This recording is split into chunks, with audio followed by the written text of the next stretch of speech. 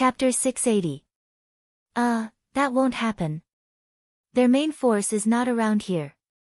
After all, this place is also our Khalkha tribe. If they send out their army without permission, it will cause a misunderstanding. But it is still possible for them to send 1,000 cavalry.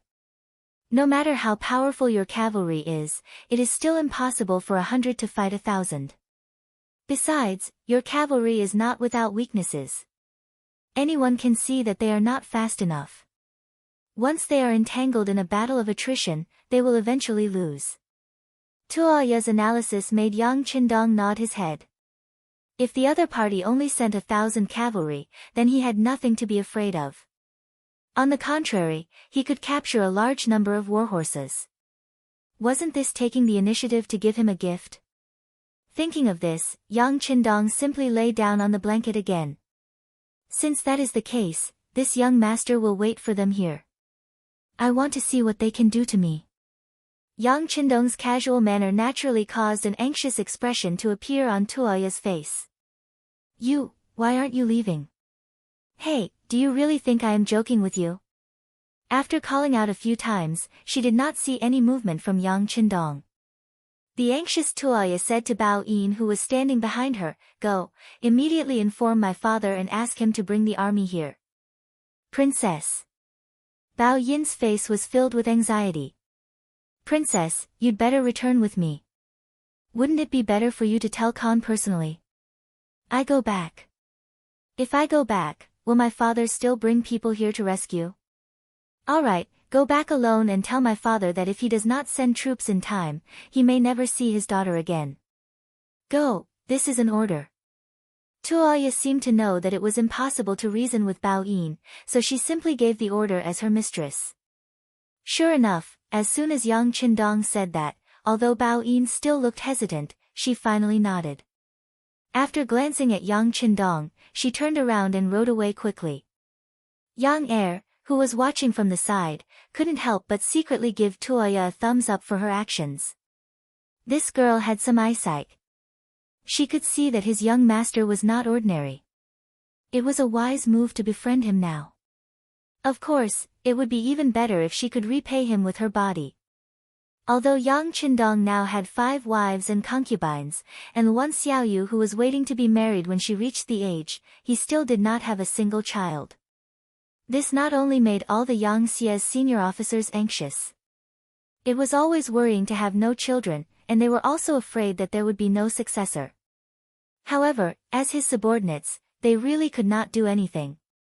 They could only hope that the young master had more women, which meant that there would be more opportunities. Seeing how big Tuoya's chest was, she should be able to give birth to children. Beta Persei was still discussing in his heart. Yang Qindong did not know about this. After seeing that Tuoya actually took the initiative to stay, he asked curiously, "Why aren't you leaving?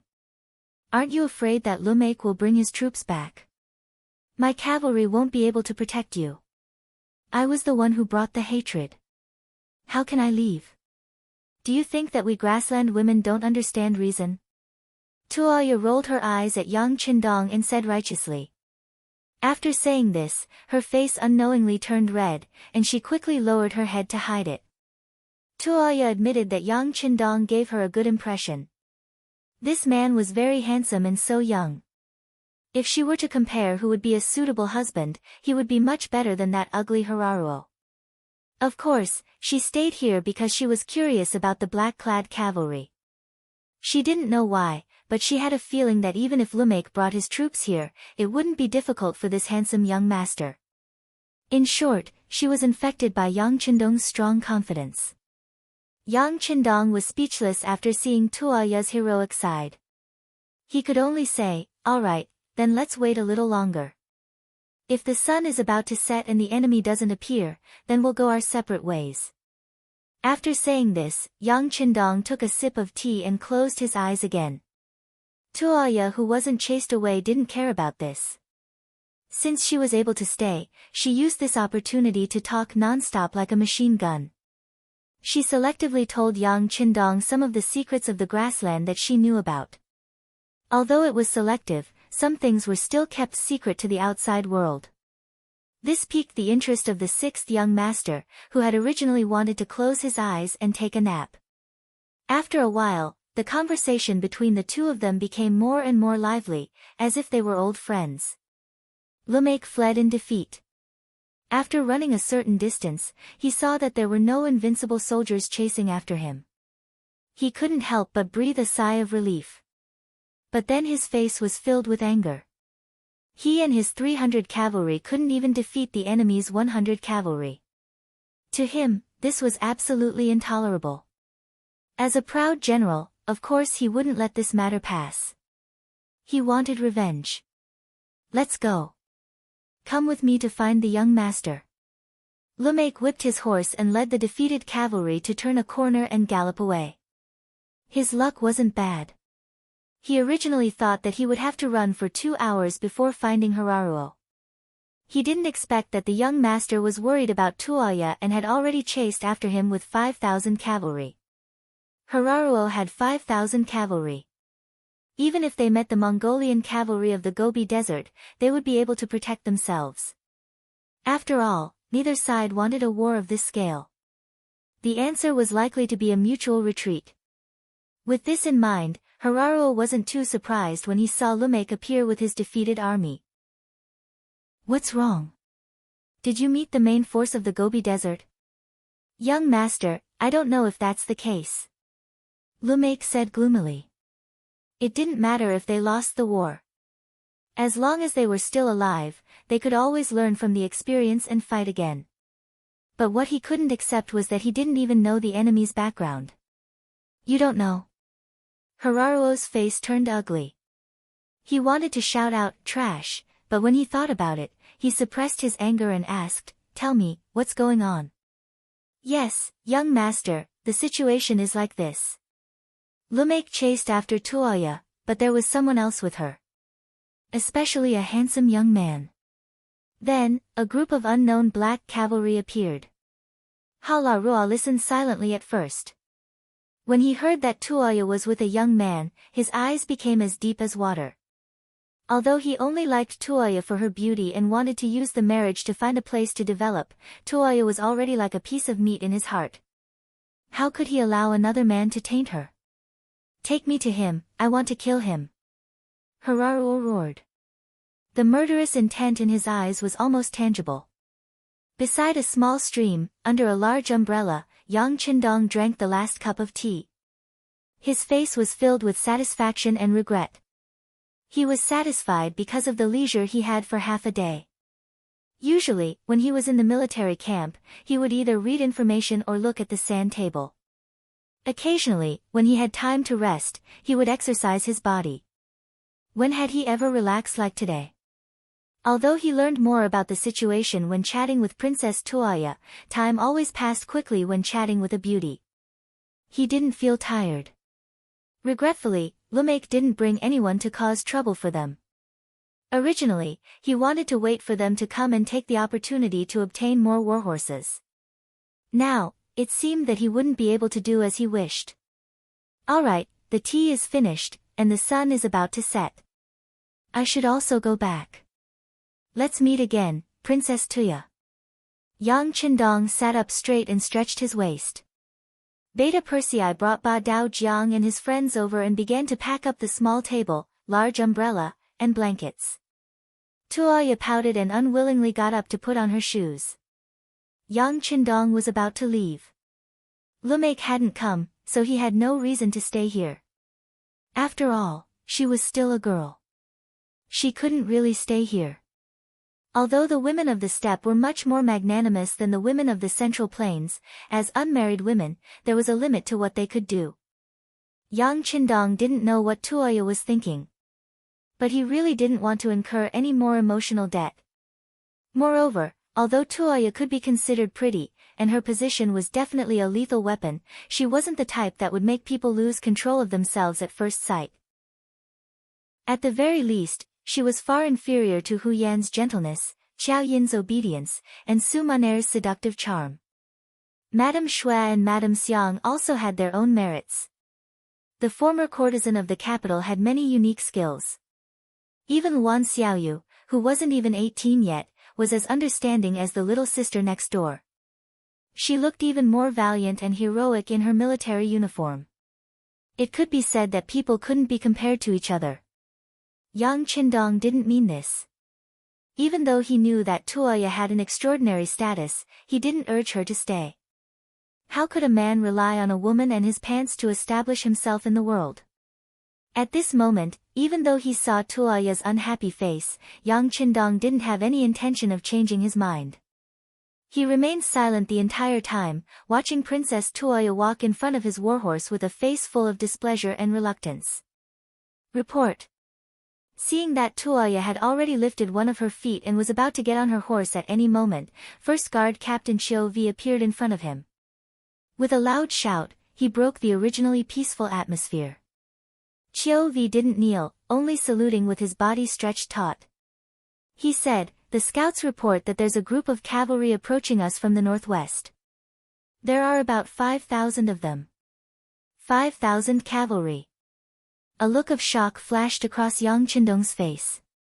He had thought that Rumak would come for revenge, but he didn't expect so many cavalry.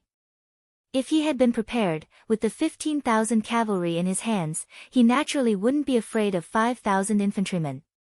But the enemy had come too suddenly. He didn't know how many cavalry he could mobilize in such a short time. Chapter 681. His gaze fell on Qiu Vi. Where are the various units? How many of them can we contact? Reporting to the 6th Young Master, the 3 divisions of the Cold Vanguard Division are currently undergoing long-distance training and cannot be contacted for the time being. The Independent Regiment is further away and most of them are infantry. According to the location they reported earlier, they should be about 30 miles away from us. The 1st and 2nd Cavalry Regiments have already sent people to inform them. They are even further away from us, more than 100 miles away. I'm afraid that they will have to wait until dawn to arrive when they receive the news. Now, only the Nuzan Cavalry Regiment and the Logistics Battalion are at the base camp. They will arrive in half an hour. Qiu Vi's body was covered in a layer of cold sweat as he reported. He wouldn't have known if he didn't say anything. After he finished, he realized that the young master's forces were actually so weak. The only force that could really come immediately was the Nuzan Cavalry Regiment. Of course, in his eyes, the Logistics Battalion did not have the slightest bit of combat power. Beta Persei also heard it clearly from the side. He also felt that the situation was a little serious. He took the initiative to say, "Young Master, the Logistics Battalion can also go to the battlefield. No matter what, they have the strength of 1,000 people. Say no more." Yang Qindong waved his hand. Not only would he not let the Logistics Battalion go to the battlefield, he would not even return to the base camp. He did not know what the outcome of this battle would be. Once their main camp was destroyed, the army would have a hard time moving through the grasslands without rations. He could not take the risk. Yang Qindong looked at Qiu Vi and asked, "Is there any terrain nearby that is suitable for the cavalry to fight?" Qiu Vi did not understand what Yang Qindong meant, but since it was the young master who asked, he thought about it carefully and said, "There is a short stone pile about 5 miles away from here.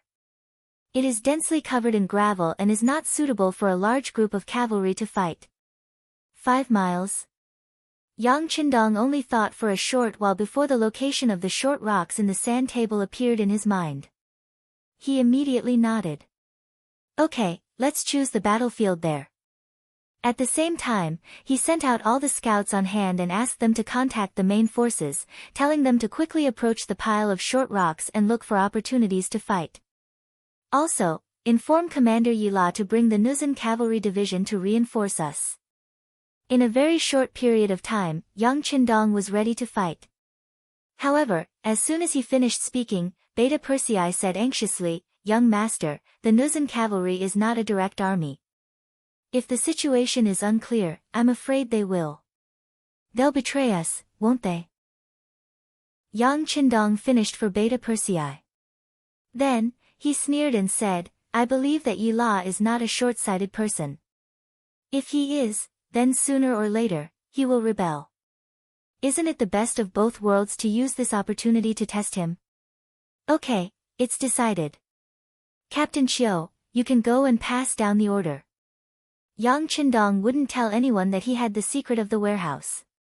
If Yella really wanted to go against him and threaten him together with Lumak, then he wouldn't mind taking out some weapons from the warehouse that would give them a scare. For example, he could casually drive out an armored tank. That was a good thing that could even block bullets. What could those bows and arrows do? At that time, he would kill in all directions. He would turn the pile of short rocks into a pile of bones and a pile of blood. He sighed in his heart. Yila, you better not disappoint me. Otherwise, because of you, I'm afraid that no Nuzan will appear in this world in the future.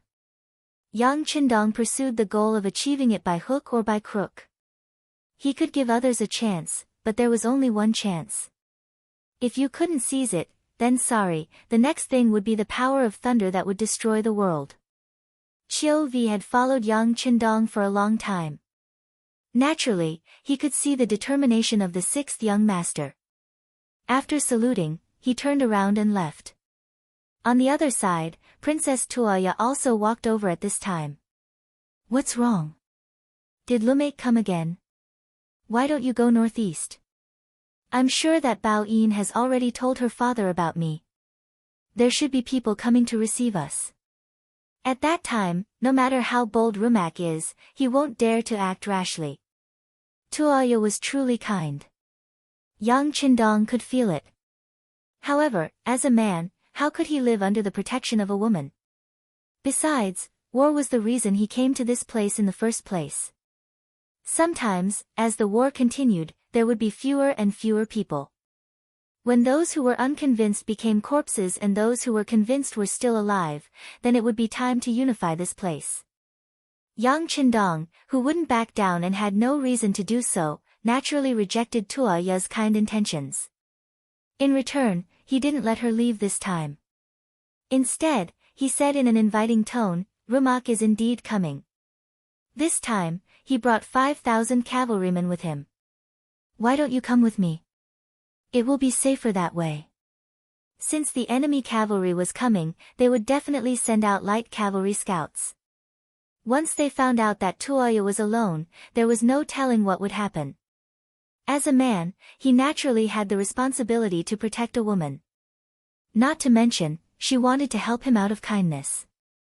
Me?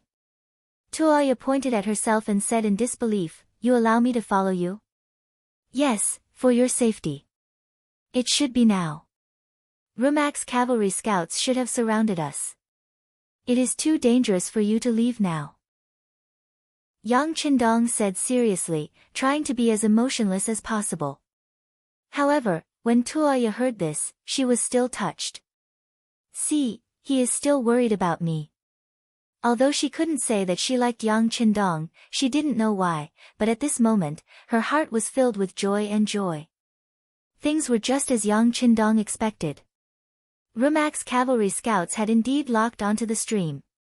When the first and second squad walked towards the pile of short rocks, they followed from a distance. These scouts didn't have any intention of attacking.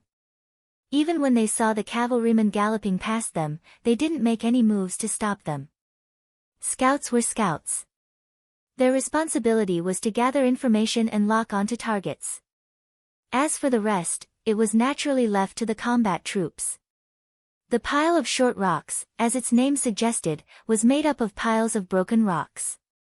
Even after many months, it didn't seem to be very high. The highest point was only about 3 meters high. It didn't give them any advantage of looking down from a high vantage point. Fortunately, Yang Qindong didn't want to look for a high vantage point. He was satisfied as long as there was a place where he could stand and see further. The highest point of the pile of short rocks just happened to meet his requirements. Riding the white dragon horse, Yang Qindong slowly ascended and came to the top of the pile of short stones. Everywhere he looked, there were piles of stones one after another. They were scattered in all directions, dividing the area in front of him into dozens of pieces. This was the place where Yang Qindong asked for a small-scale cavalry battle. Xiu had already said that the information from the scouting camp was that the enemy had about 5,000 cavalry. If that was the case, if they were to find an open space, the enemy would be able to kill them in a single charge. There wouldn't be much room to maneuver. Young master, are we going to stay here for a while? Beta Persei saw Yang Qindong stop on his white dragon horse and guessed something. That's right. This young master will stay here for a while. Come, put the flag here. From today onwards, the name of the 5-star army will be known throughout the grasslands. Yang Qindong said with a heroic tone, then pointed to an open space beside him. Hearing this, Beta Persei called for the guard team to take out a bright 5-star flag and put it beside Yang Qindong. The red flag immediately fluttered in the wind, showing off its charm. All the guard team members wore black armor with iron masks and wore Kevlar helmets that didn't fit in to protect the important parts of their heads.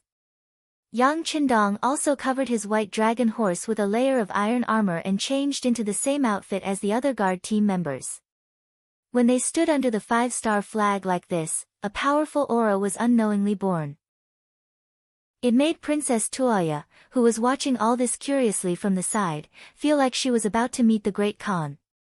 Just as the preparations were in place, a cloud of dust rose from the south of the pile of short rocks, making it impossible to see who was coming and how many people there were. Out of instinct, Tuoya asked with some apprehension, "Is it the cavalry brought by Rumak?" Looking in the direction, Yang Qindong shook his head with a smile. "It shouldn't be them, it's our cavalry." "Your cavalry?" Tuoya was a little surprised after saying this. She was more and more unable to understand the origin of this Yang Dong. She was certain that this was the first time she saw the 5-star flag in front of her. But this curiosity was quickly suppressed. Right in front of them, another cavalry team loomed in the distance. Tuoya, who was riding beside Yang Qindong, had a solemn expression on her face. Although Yang Qindong had already surprised her, the number of cavalry that Rumak brought was obviously too much. Even if there were more than 100 black cavalry, could they turn the situation around? If Yang Qindong was defeated by Rumak, as a fellow traveler, she wouldn't have an easy time either. Thinking of this, Tuoya's gaze looked towards the northeast, but there was still no movement there. It made sense when she thought about it. Bao Yin had only left for a short period of time. Her father still needed to gather the cavalry when he received the news. It was impossible for him to rush over so quickly. What was different from Tuoya was that Yang Qindong's expression was normal. He didn't show any fluctuations in his emotions from beginning to end. Until the first cavalry team appeared, a rider jumped out and arrived under the pile of rocks. Nuzan cavalry team leader Yi Wei greets the 6th young master. Chapter 682. Yi La did not kneel as he was not used to saluting. Instead, he placed his right hand in front of his chest and made a salute similar to the Mongols. "Yi La, you only have 3,000 men. This time, your opponent has 5,000 cavalry. Do you have the confidence to fight? Do you have the confidence to win?" Yang Qindong's bright eyes stared at Yi La. "6th young master, don't worry. Our Nuzan cavalry will fight to the last moment and do our best." Yi La's expression was firm, as if saying, "Just wait and see what we'll do." "Good. Then I will wait for your excellent performance," Yang Qindong said in a heroic voice. In his eyes, there was no trace of worry. He also did not say anything to boost morale. It was as though the Nuzan cavalry was his direct subordinates and there was no need to doubt him. Yi La originally thought that Yang Qindong would say something to boost morale. At the very least, he should give him some assurance. However, he did not say anything. This made him feel that he was trusted. Yes, he was trusted. When facing a true subordinate, there was no need for any promises. They would do their best. Seeing that Yang Qindong had nothing else to say, Yi La turned around and mounted his horse to return to the troops. He looked at Lu Dai and the 3,000 cavalrymen and said loudly, "Brothers, it's time for us to perform. The 6th young master is looking at us from behind. Our parents and wives in our hometown are also waiting for us to perform meritorious deeds. Right now, we only need to do our best to destroy the enemy cavalry and give them a better life. Is everyone confident? Kill the enemy and perform meritorious deeds. Kill the enemy and perform meritorious deeds. The 3,000 Nuzan cavalry below all shouted excitedly. Very good. Divide the cavalry according to the plan. Spread out according to the different terrains. Use the Nuzan's unique guerrilla tactics and a 3-to-3 attack formation. Yi La, who had shouted, announced the battle order coolly. Yi La was very confident in these elite Nuzan cavalry. As long as they performed well, what was there to be afraid of even if there were more than 5,000 cavalry? The 3,000 Nuzan cavalrymen that had just gathered dispersed and each of them searched for a suitable battlefield. Atop the pile of rocks, Tuoya said worriedly, "Young Master Yang, you only have 3,000 cavalry while the other side has 5,000, can you win?" "Definitely." Yang Qindong's firm voice came out from his mouth. His eyes were indifferent as he stood there like a god descending to the mortal world, like a towering mountain. The Nuzan cavalry was making all sorts of preparations before the battle. In the distance, Halaruaku and Rumyuk were approaching with their 5,000 cavalrymen. According to the cavalry scouts under his command, Haliruo already knew that the strength of the enemy this time was not weak. They actually had 3,000 cavalrymen. Of course, although they weren't weak, he still didn't put them in his eyes. He had brought the Walla cavalry that he thought was the most powerful. Back then, Xia Ming's army was like cutting chickens and vegetables. They had won more than once. Not to mention, now that they had the advantage in numbers, there was even less chance of defeat. "Rumyuk, your chance to show off has come. I've taken a fancy to these horses and slaves, do you understand?" Haliruo's eyes revealed a trace of ruthlessness as he spoke.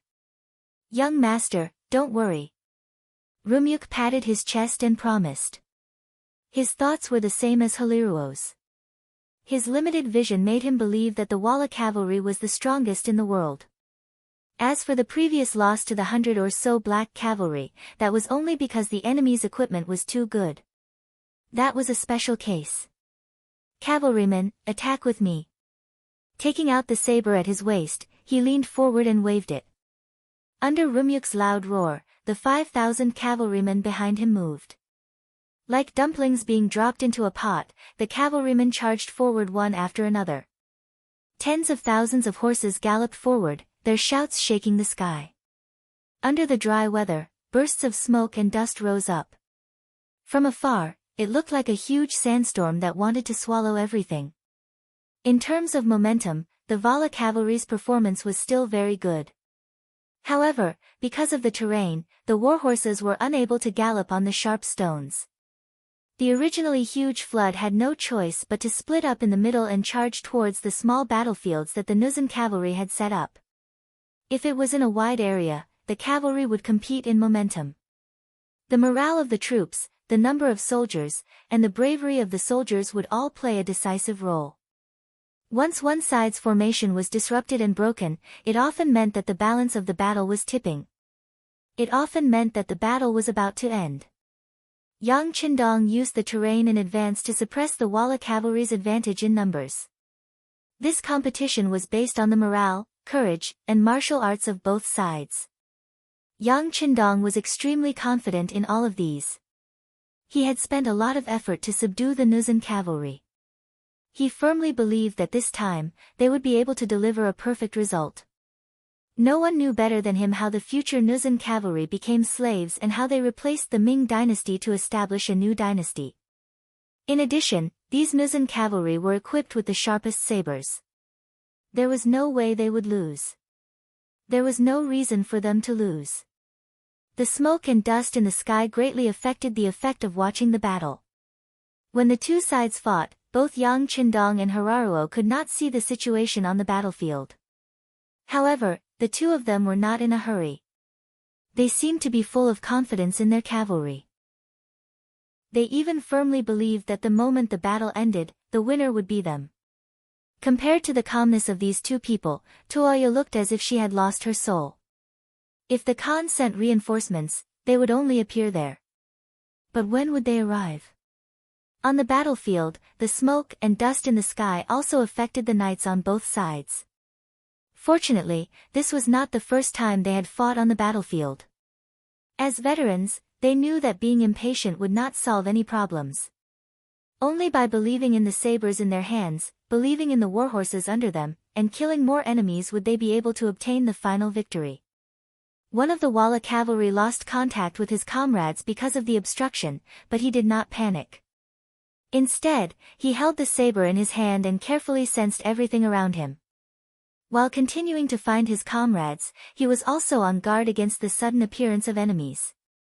Suddenly, there was movement on the right side of his body. Out of instinct, the Walla cavalry raised the saber in his hand. The moment he saw that the other person was not his comrade, he quickly lowered the saber in his hand. Under the powerful force, the saber collided with the saber on the opposite side. Dang! With a crisp but powerful collision, the two of them paused at the same time, and then separated immediately upon contact. Both sides were prepared for this strike, and no one was able to gain any advantage. The two figures crossed each other, turned around, and slashed out again. It was almost the same tactic, the same posture, and the two sabers collided again. Then one of the sabers suddenly broke from the middle. The broken weapon was naturally the saber in the hands of the Vara cavalry. If it was not for the huge impact, perhaps his saber could have held on for a while. But when both sides used their full strength, after two clashes, the advantage of weapons was highlighted. The saber actually broke from the middle, and cold sweat instantly emerged from the body of the Walla cavalryman. Although it was June and the weather was very hot, he did not know why he was sweating all over. He did not know why. But since the saber in his hand broke from the middle, the next thing to do was to escape. Otherwise, if both sides swung their sabers, one saber could not reach the enemy's saber, but the enemy's saber could cut him. How could he fight this battle? Fortunately, when the saber hit the second time, the two sides were already facing each other, so it was naturally the best time to escape. The Walla cavalry pressed his legs and urged his horse to rush forward. He did not dare to turn back and fight the Nuzan cavalry head-on. The Vara cavalryman was still lamenting his good luck that he wasn't killed by the enemy due to the disadvantage of his saber. Suddenly, another cavalryman rushed out of the smoke. It was another Nuzan cavalryman. Out of instinct and habit, the cavalryman slashed forward with his saber. However, he had forgotten that the saber in his hand had already been broken in half. Not only did his saber not hit his opponent, it was his opponent's saber that landed on his chest instead. Blood splattered, and a warm stream splashed on his face. While the Walla cavalry felt these changes, the strength in his body was quickly drained at this moment. He wanted to say something, for example, if it were not for the broken saber, he would not have died. But now, his chest was split open, and his bones and organs were exposed. No matter how he opened his mouth, he could not make a sound. Plop. With no strength left, the Walla cavalry finally fell from the horse. He looked at the sky with his eyes wide open. Perhaps this moment was a relief for him. This was just one of the many places on the battlefield. In fact, the same scene was happening all the time. Not long after the battle, countless Walla cavalry died because of the broken saber. They may be good at fighting, or they may be good at riding. But how could they defeat the equally powerful Nuzan cavalry with their bare hands? One by one, the Walla cavalrymen were hacked to death and fell from their warhorses, causing a cloud of dust to fly into the air. Outside the battlefield, Haru did not know that the scales of victory had tilted to the other side. He was still dreaming of the victory. Chapter 683. Due to their position being higher than the ground, Yang Qindong, Tuoya, and the five-starred flag beside them were still clear and dazzling. All of this fell into the eyes of Halarua, and he couldn't help but reveal a trace of hatred. A man couldn't tolerate the hatred of killing his father and stealing his wife. Although Tuoya wasn't his woman yet, and she hadn't even acknowledged it, Haliruo had long considered her as his woman. Since she was his woman, he could give her away, but he definitely wouldn't allow her to act on her own. Seeing her riding on a horse beside a handsome young man, glancing left and right, and even saying something from time to time, Hararuo was burning with jealousy. He stretched out his hand and pointed forward. Go, send someone up there and kill that man.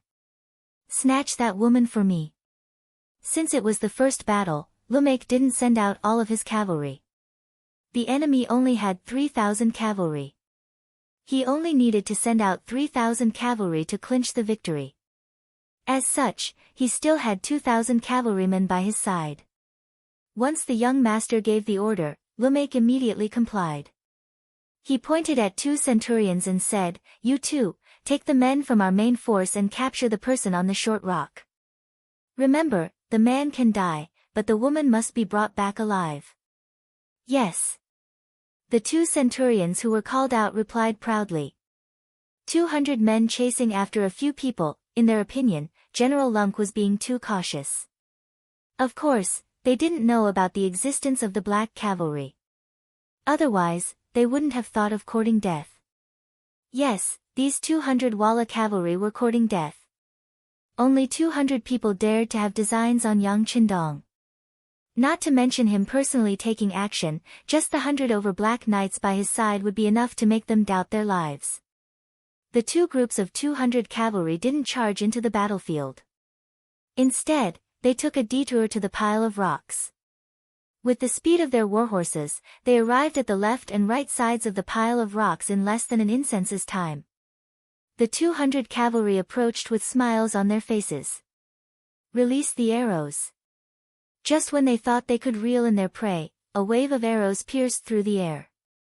Over 100 arrows suddenly appeared from 2 different directions, flying towards the Walla cavalry that was still filled with anticipation. Clang! Caught off guard, the Walla cavalry took out their shields or made all kinds of difficult dodging movements. The arrows flew past them. Most of them dodged, and only a few were hit. However, they weren't in critical positions and didn't threaten their lives. Although the arrows didn't kill anyone, they effectively stopped the Walla cavalry's charge. Just when they were cursing and saying that it wasn't a gentleman's action, a large group of cavalry in black armor suddenly appeared on the 2 sides of the pile of rocks. Not only were they wrapped in black armor, but they also had black masks on their faces. Even the warhorses under them were equipped with iron armor. They were armed to the teeth. Looking at the cavalry in black with a green helmet, the 200 cavalrymen couldn't help but be startled. This was the first time they had seen such an enemy.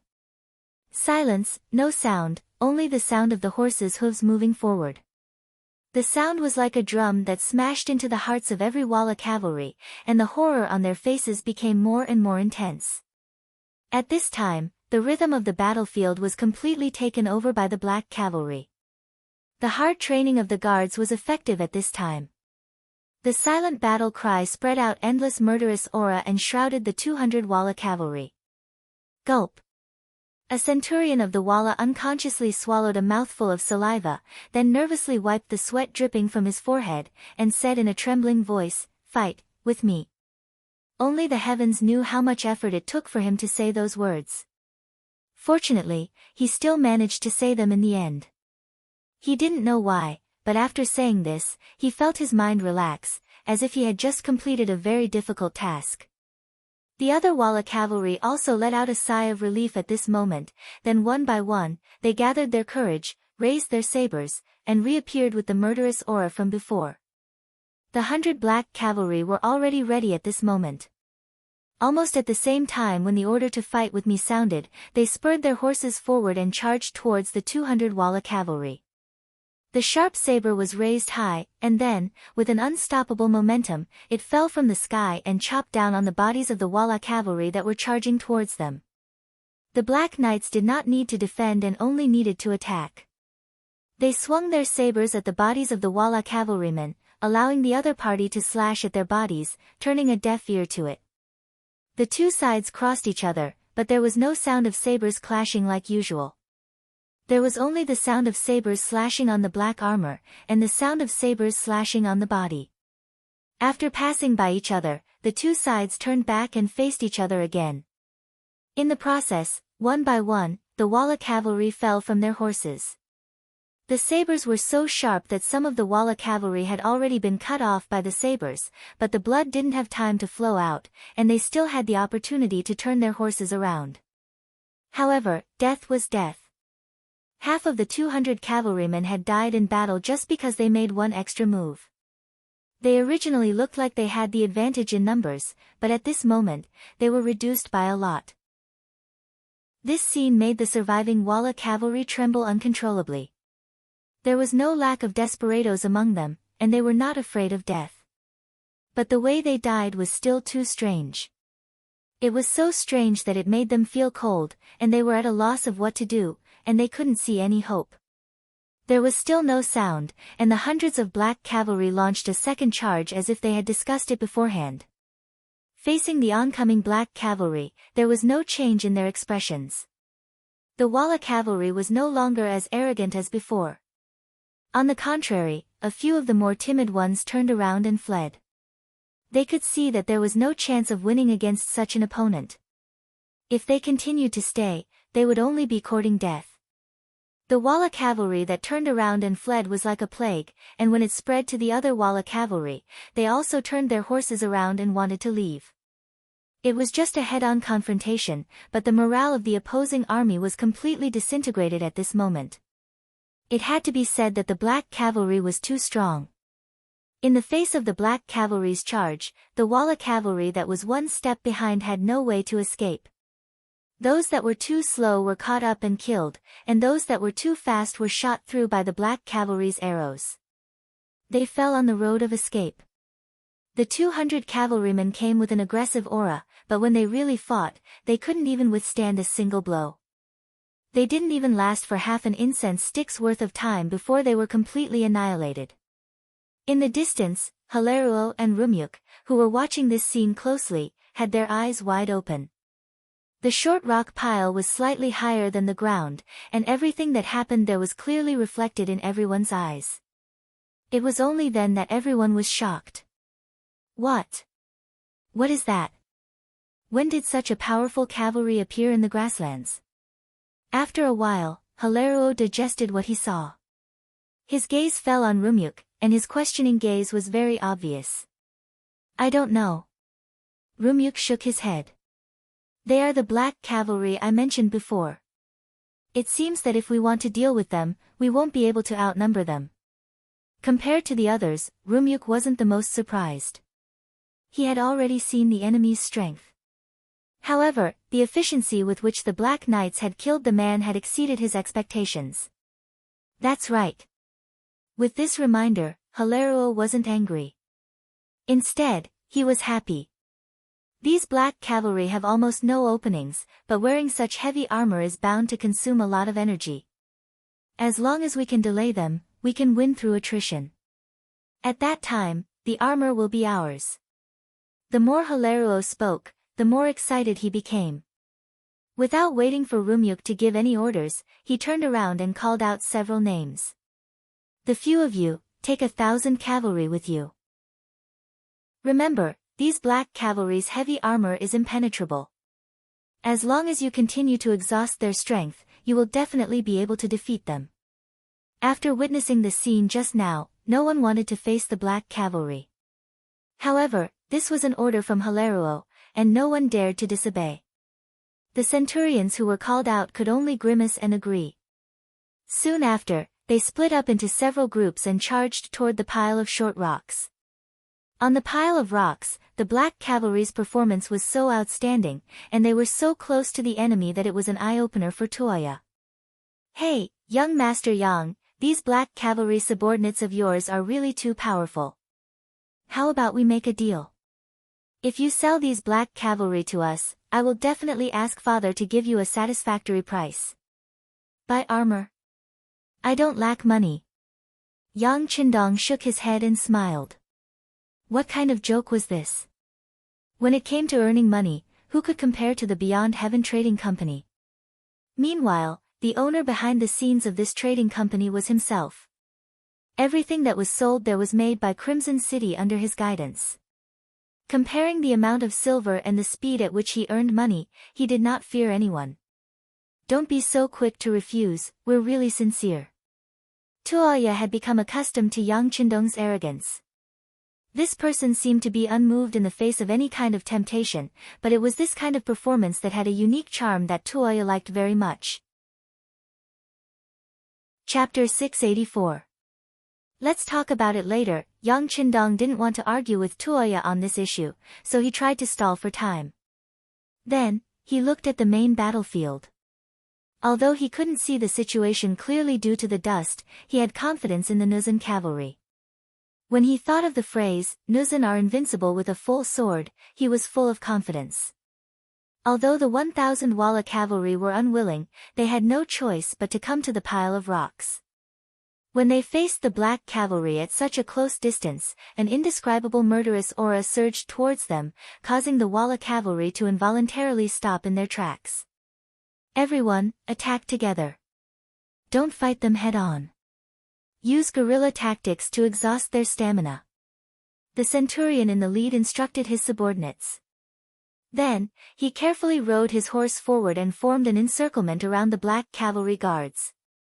The cavalry maintained a certain distance between each other. This way, if they encountered any danger, they could quickly turn around and leave. The encirclement was formed, but every time the guards moved forward, the enemy in front of them would retreat.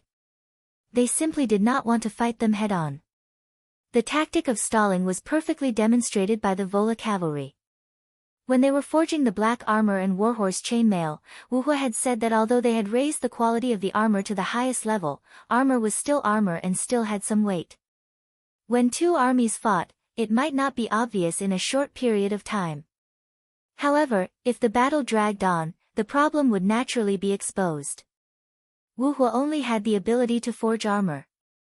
He didn't have any way to deal with the problems and things that might happen on the battlefield. Regarding this, Yang Qindong didn't insist. Instead, he called Qiu Vi and Dao Xiao over and told them how to solve the problem. 1. Alternate resting. This meant that if the enemy was too far away and wanted to use a war of attrition to deal with them, then half of the members would rest and the other half would be on guard. This way, they would have enough energy and stamina to kill the enemy on the battlefield. 2. Attack with arrows. If the enemy was too close and wanted to exhaust them by surrounding them, then use arrows to counterattack and cause chaos in the enemy's formation, forcing them to flee. 3. Musket fire. If the enemy's encirclement was set up far away, about 1 li away, then they would not be able to rest at ease, and if the range of the arrows was too far, then they would use their muskets to counterattack, killing the enemy when they least expect it, and killing the enemy when they are helpless. To sum it up, the safety of the team members was their top priority. As for whether the appearance of the flintlock would allow others to guess their identities, they couldn't do so much in a situation where their lives were threatened. Yang Qindong's plan was very comprehensive, taking into account the distance and any possible situation. Therefore, when they saw that the other party was only surrounding them without attacking, no matter if it was Chou Wu, Dao Xiao, or the other guards, they did not feel frustrated at all.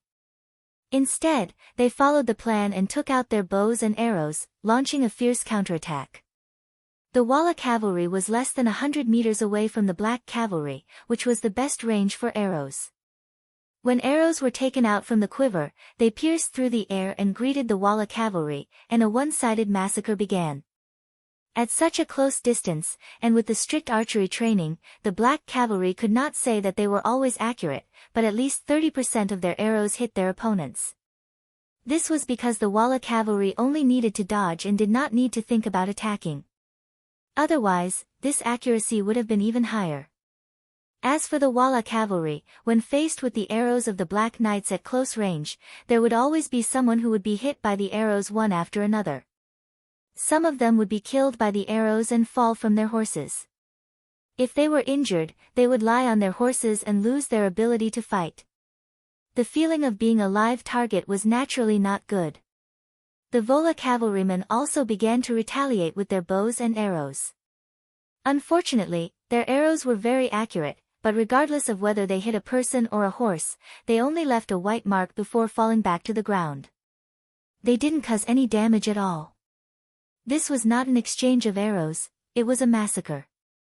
With no choice, the Walla cavalry could only retreat and get out of the effective range of the arrows. Charge! Captain Chiu V of the Black Cavalry seized this opportunity. When the Walla cavalry formation was in chaos and retreated, he suddenly launched a counterattack and caught the Walla cavalry off guard. In the process, hundreds of knights died under the sharp sabers of the Black Cavalry. The initiative was completely in the hands of the Black Cavalry. Although the Walla cavalry had the advantage in numbers, it was difficult for them to say anything. They could only follow from afar and did not dare to get closer. Taking advantage of the gap, half of the Black Cavalry jumped off their horses to reduce the weight of their comrades and try to recover as much energy as possible. In the eyes of the Walla cavalry, this action of the Black Cavalry was seen as an opportunity and they took the opportunity to launch 2 attacks. However, because the distance was too far, the Black Cavalry had enough time to jump on their horses and get into a defensive position. Not only that, they took advantage of the fact that their opponents could not immediately move away and launched 2 counterattacks, killing hundreds of their opponents. After 2 attacks and many corpses, the Walla cavalry became smarter. They only surrounded the Black Cavalry from afar and allowed them to rest. They did not take another step forward. Hiliro watched helplessly as the cavalry he sent out was unable to do anything to the Black Knights. He wanted to scold these people for being cowards, but considering that they had already lost more than 40% of their men, continuing to fight would only bring disgrace upon themselves. Thus, he gave up on ordering the cavalry to continue attacking. Instead, he set his sights on the main battlefield. In his mind, as long as he achieved victory on the main battlefield, he would be able to use the advantage of numbers to charge towards the pile of rocks. At that time, the hundreds of Black Knights would definitely be in his hands. The sun had already set and the sky was gradually turning dark. The dust on the main battlefield did not fly as high as it did at the beginning. The dust did not rise, which meant that the main battlefield had already reached a conclusion. At this moment, both Yang Qindong and Hara were doing their best to keep an eye on the battlefield.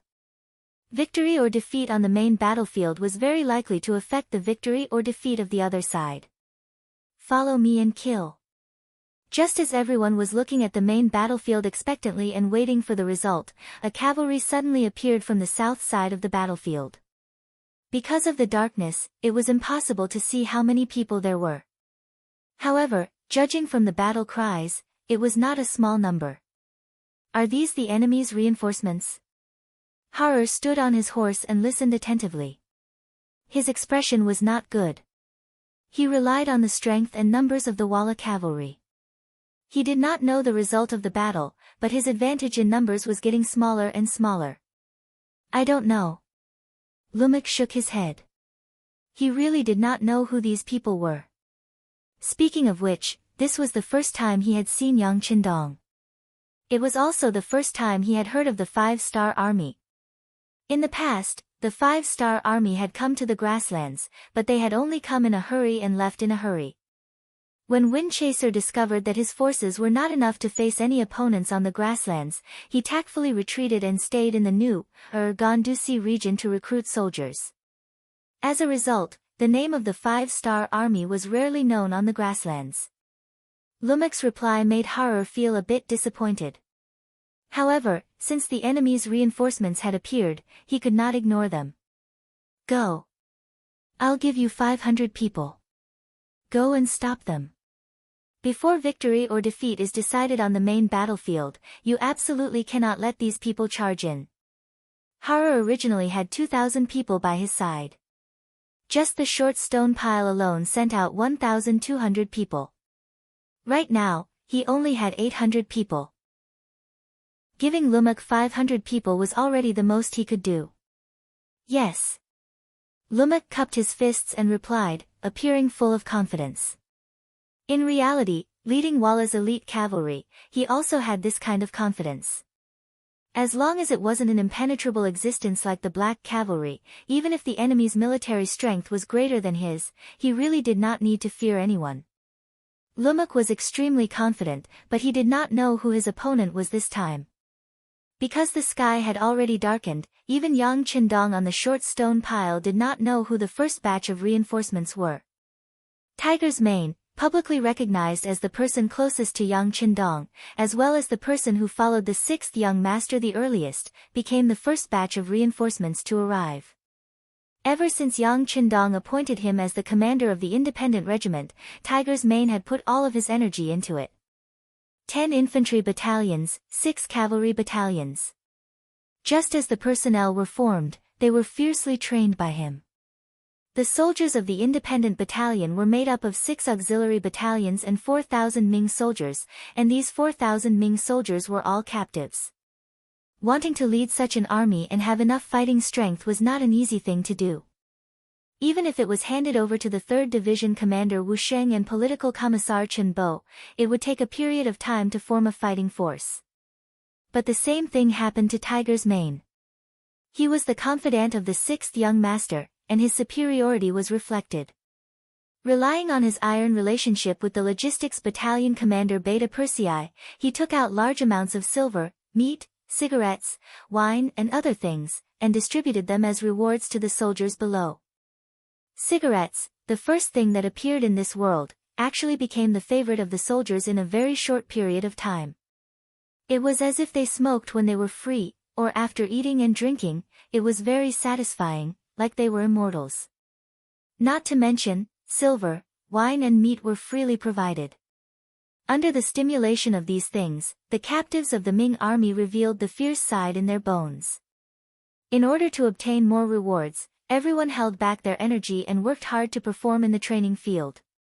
Under the competition, the fighting strength of the independent regiment was rapidly increasing. Chapter 685. Tiger's Mane was overjoyed when he saw the changes in his army. He was waiting for the battle to start so that he could show off to his brothers and the 6th young master that he was also a talented soldier. Just as he was thinking about when the battle would start, a scout reported that the 6th young master was about to fight with a group of 5,000 Walla cavalry at the Stony region. On his side, there were only 3,000 cavalrymen from the Nuzan cavalry division. When Tiger's Mane heard the news, he was both excited and nervous. He was excited because his chance to show off had come. He was also nervous because he was worried about the loyalty of the Nuzan cavalry division. If they were to change sides on the battlefield, the young master only had 2 guards with him. That was only 100 people. How could he protect him? Worried about the 6th young master's safety, Tiger's Mane immediately ordered the 6 cavalry divisions to follow him to protect the 6th young master. As for the 10 infantry divisions, they immediately ran forward. Before they left, Tiger's Mane didn't forget to provoke his soldiers. Listen up, you will never fail when you follow the 6th young master in battle. This time, the enemy has 5,000 cavalrymen. If you do well, you can turn from infantry to cavalry. Of course, in a battle like this, we can't care so much. No one knows if we will be able to get that many horses. For the sake of fairness, we can only rely on first come first serve. Those who arrive first will get a horse, those who arrive later will get nothing. Let's go. Charge. After everyone understood Tiger Edge's meaning, the 10 battalions began a mad race. It was as if they were afraid that they wouldn't be able to get a warhorse if they were late. Everyone ran with big strides, as if they were afraid that they wouldn't be able to get a warhorse. As for Tiger's Mane, he had already led the 6 cavalry battalions and was the first to arrive on the battlefield. Once they entered the battlefield, the sky was getting dark. Tiger's Mane didn't have time to analyze the situation. But from the looks of it, the young master's safety should be guaranteed. Since that was the case, he would kill the enemy first. The more enemies he killed, the more his side would gain victory. Coincidentally, Tiger's Mane was still thinking about how to find an opponent when Lumak appeared with 500 Walla cavalry. The uniforms of the 2 sides were completely different. With just a glance, Tiger's Mane could determine that the other party was an enemy. In addition, Lumak was charging towards him with his saber. It was clear whether he was a friend or a foe. Come on, let's kill together. Kill one and you get 10 cigarettes, half a caddy of wine, 10 taels of silver, and half a caddy of fatty meat. Kill. With a loud shout, Tiger's Mane announced the bets one by one. Then, he leaped into the air and charged at Lumak. With great rewards, there will be brave men. Under the stimulation of such material rewards, the 6 cavalry battalion's eyes turned red. They all rushed forward, giving the impression that if they were late by one step, there would be no one to kill and they wouldn't be able to get anything good. They charged towards the battlefield like wild beasts. Tiger's Mane, who was wearing a black cape, was like the tip of an arrow. He was the first to arrive in front of the Walla army cavalry. With a wave of his saber, he met his opponent head-on. Ding! After a crisp and clear sound of collision, the two figures passed by each other. The Walla cavalry's warhorse swayed. It was obvious that they were knocked back by the force of the collision. Feeling the pain from his arm, the Walla cavalry soldier's eyes flashed with extreme shock. This person was Lumak. He had also taken the lead and wanted to win with one strike. He never thought that the strength he was so proud of would be at a disadvantage in the first clash. Who is that person? The thought only appeared in his mind. Before he could analyze it, more cavalry soldiers appeared in front of him. They were the independent cavalry soldiers that followed Tiger's Mane. When they saw Lumak appear in front of them, they all rushed to kill him. They ignored the general's armor on Lumak. At this moment, this person was meat on their plate. They only thought about how to eat him. Ding ding dang dang. In a short period of time, Lumak continuously exchanged blows with more than 10 independent cavalry soldiers. The saber in his hand finally broke into two. Even though he was a general and the quality of his saber was not bad, under continuous collisions and in front of an even sharper saber, it was not easy to hold on for so long. When the saber broke, a layer of cold sweat appeared on Lumak's head. The doubts in his heart grew. Who were these people? Why were their morale so high? They were all attacking fiercely without any regard for their lives. Why were the sabers in their hands so hard? It was fine if it was just one person, but it seemed like everyone was holding a saber of the same strength. What kind of opponent was this? Why had he never heard of them before? Lumak's heart chilled. He threw away the broken saber in his hand and took out a brand new one. He turned around and attacked. He was indeed afraid of being killed. When he turned around, he wanted to retreat with his brothers and then inform Haruo of the news. There was no way to win this battle.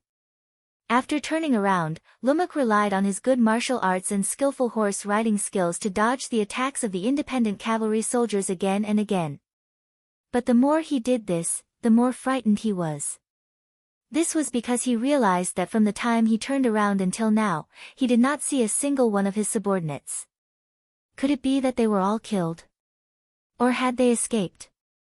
Impossible. How long has it been? His subordinates are all experienced elites. They can't all be killed. They must have escaped. He thought firmly in his heart, or rather, he comforted himself. Finally, Lumak discovered an extremely serious problem. He was completely surrounded. There were enemies everywhere, and he couldn't escape. Whether Lumak was willing to believe it or not, the 500 cavalry soldiers he brought with him were all killed by the independent cavalry soldiers. They originally had the advantage of numbers. 2,000 against 500. In addition, under the stimulation of the Tiger's Mane, the morale of the soldiers was at its peak. Everyone wanted to achieve military merits. Everyone used all their strength. Under such momentum, the 500 Walla cavalry soldiers were like small boats in the sea. They were quickly swallowed up. Even so, there were still many independent cavalry soldiers who did not have the chance to kill anyone. Thinking that so many military merits and rewards were about to leave them, they all cursed angrily. Who the F***ck is so fast? So cheap. Will it kill you to leave me an opponent? Who said it wasn't? In the blink of an eye, there is no living opponent. Even if you want to snatch military merits, you don't have to be so fast. I still want to eat meat, drink wine, and smoke. Hey, there is still one alive here. Haha, no one fight with me. This is mine. Bullshit, I've had my eyes on him for a long time. This person's life is mine. No. It's mine. It belongs to whoever kills him. Go. Battle cries and angry shouts rose and fell one after another. When Rumk heard these voices, he was shocked and started to hate himself. Why did he only know Chinese? If he didn't, he wouldn't be so shocked. Rumk thought to himself, why did I know Chinese? If I didn't, I wouldn't be so shocked. Of course, now was not the time to think about this. The most important thing was how to face hundreds and thousands of cavalry soldiers.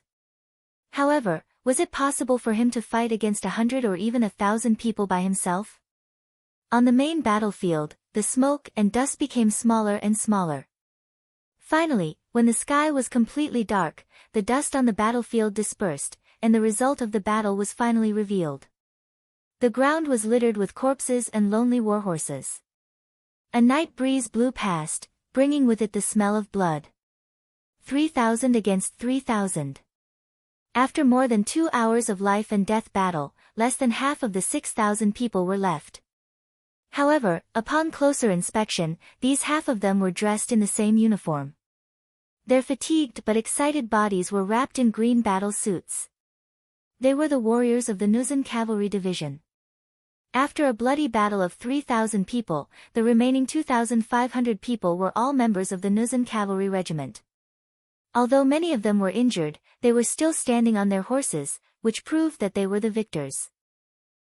After experiencing such a bloody battle, as long as their bodies recovered, there would be an additional layer of iron-blooded aura around them. After experiencing a life and death battle, they would also have some personal insights. They would have more skills to survive and a chance to survive in the future battle. We won. Yi La looked left and right. Although his vision was limited due to the darkness, he still couldn't help but shout out in excitement when he saw that all he could see were his own people. Following this shout, there were more responses from the surrounding people. We won, we won. Standing on a pile of rocks, Yang Qindong saw this scene and couldn't help but relax, a hint of a smile on his lips. Although this situation was within his expectations, the loss of less than 500 people in exchange for the loss of 3,000 cavalry was still delightful. We really won. Your soldiers are this strong. Tuoya's beautiful eyes widened once more, and when she looked at Yang Qindong, there were a few stars in her eyes. Although Yang Qindong did not make a move in this battle, his identity as the commander had been confirmed without a doubt. To possess such strength at such a young age, it was not an exaggeration to call him a hero. Every girl had a dream of becoming a hero. At this moment, Yang Qindong, who was already very handsome, had an even higher image in Tuoya's heart. Hilaruo's face was ashen. He had never expected such a result and could not accept it. The Vala cavalry had always been synonymous with the elite cavalry in the past few years. When facing the great Ming and Tatar cavalry, they were not afraid, so how could they be defeated today? Chapter 686. Young Master, General Lumek's army has been completely annihilated, and the general has also died in battle. We should withdraw. A guard rode up to Hilaruo and spoke in an urgent voice. He didn't directly say that they had lost and only said to withdraw. This was already giving Hilaruo a lot of face. Although the young master couldn't figure out the reason, his desire to live still prevailed. Okay, we'll withdraw now. Withdraw. Young master, should we inform the others to retreat as well? Another bodyguard seemed to have suddenly thought of something as he asked. No need. Let them stay and block the enemy. The rest of us will withdraw. Hilaruo had completely calmed down. It was precisely because of this that he said this. From this point alone, it could be seen that he was a ruthless person who would do anything to achieve his goals. Under the cover of darkness, the chaos on the battlefield, and the lag in information, Hilaruo escaped without a word. What he left behind were the corpses of nearly 5,000 cavalry, including Lumek, and the captives. Hilario made a very smart choice and left with less than 10 guards, so no one discovered his tracks. It wasn't until the battlefield was cleaned that they discovered that his corpse was nowhere to be found. But this wasn't important. What was important was that they had won this battle. The Jurchen cavalry had used their own strength to prove their ability and obtained Yang Qindong's attention. It was already late at night, and the short stone pile was still brightly lit with torches. After the battle, the Jurchen cavalry were still cleaning up the battlefield. Fortunately, Tiger's Mane arrived in time with the 6 cavalry battalions of the Independent Regiment, greatly increasing the speed of the cleanup. The 5-starred flag was still there as before, unfurling in the wind. Beta Persei had already prepared a military tent for him to rest in. More than usual, he had prepared an extra tent for Princess Tuoya. This time, Tuoya didn't escape. When the battle wasn't over, she even pulled out her saber, as if she wanted to charge down with Yang Qindong. Her image as a heroine won the basic respect of everyone. It was late at night, and Yang Qindong hadn't gone to bed yet. He called Tiger's Mane, Yila, Lu Dai, and the others over for an impromptu military meeting. Looking at Tiger's Mane and Yela, Yang Qindong's words of encouragement rang out. The Nuzan cavalry performed very well in this battle. You will be rewarded handsomely, and your contributions will be doubled. You will have the first pick of the captives to make up for the losses in this battle. After daybreak, collect the bodies of the martyrs and hold a memorial service. The Independent Regiment is worthy of praise for their timely rescue. The extra war horses will be used as a reward to gradually develop all of the infantry into cavalry. Thank you, young master. Thank you, 6th young master. Tiger's Mane, Yela, Lu Dai, and the others were all overjoyed. Although they had also lost people in this battle, especially the Nuzan cavalry who had lost close to 500 people, how could there be no deaths in a war? For the sake of Jurchen's future, this sacrifice was worth it. After the meeting, most of them didn't rest. Instead, they continued to clean up the battlefield. They dug several huge pits to bury the dead. This was also a form of respect for their opponents. Otherwise, in such an environment, the corpses of the dead soldiers would end up in the crows' hands. Summer nights were always very short. At around 3:00, the sky had already begun to brighten. The field of vision was vast, and the speed of cleaning up the battlefield became even faster. After burying the dead, Yela and Lu Dai also selected 500 elite soldiers from the captives. As long as they trained a little, they would be able to make up for the losses in the previous battle. Tiger's Mane counted the number of war horses. There were more than 4,000 of them. When the 10 infantry battalions arrived, all of them could be turned into cavalry. The cavalry and horses were like brothers. It was precisely because of this special relationship that when the cavalry charged, very few people would take the initiative to hurt the horses. Unless they couldn't fight, otherwise, no one would deliberately hurt the horses. In this way, it was convenient for the 5-star regiment and helped the Independent Regiment. When the sky was completely bright, breakfast was already ready. Smoke rose in spirals from the kitchen and the aroma of meat floated everywhere. Tuoya also woke up from her sleep in the tent. She looked at the 5-star army with a curious expression on her face. Breakfast was ready, but the 5-star army didn't satisfy their appetite. Instead, they gathered together and held a memorial service for the dead soldiers under the leadership of Yang Qindong. Their achievements were read out loud. Even the names of the people were read out by Yang Qindong. Many of the Nuzan cavalry cried at the scene. Obviously, after this memorial service, they were moved by Yang Qindong's actions and became more united. After killing a few Walla prisoners who refused to surrender to comfort the souls of the dead soldiers in heaven, breakfast began. Although the food was not as warm as before, none of the soldiers said anything about it. The memorial service still lingered in their minds for a long time. Some of them even thought that if they died in battle, their names would be read out by the 6th young master in front of everyone. Perhaps that would be the proudest moment of their lives. 7 a.m. The sun hung high in the sky. Anyone who knew about the weather knew that today was going to be another sunny day. At this time, a large number of cavalry suddenly appeared from the northeast direction of the short rock pile. A large number of cavalry appeared in the northeast direction. Everyone, get on your horses and get into formation. After the scouts at the front reported the news, the 5-star army became lively. No matter if it was the Nuzan cavalry or the soldiers of the independent regiment, no one felt afraid at this moment. Instead, they all revealed a firm fighting spirit. Perhaps people would die in war, but for some people, wasn't it a chance to show off? Tuoya stood at the highest point of the short rock pile and looked from afar. When she finally saw the enemy's flag, she jumped up like a little girl. It's the Mongol army of the Gobi Desert. It's the Mongol army of the Gobi Desert.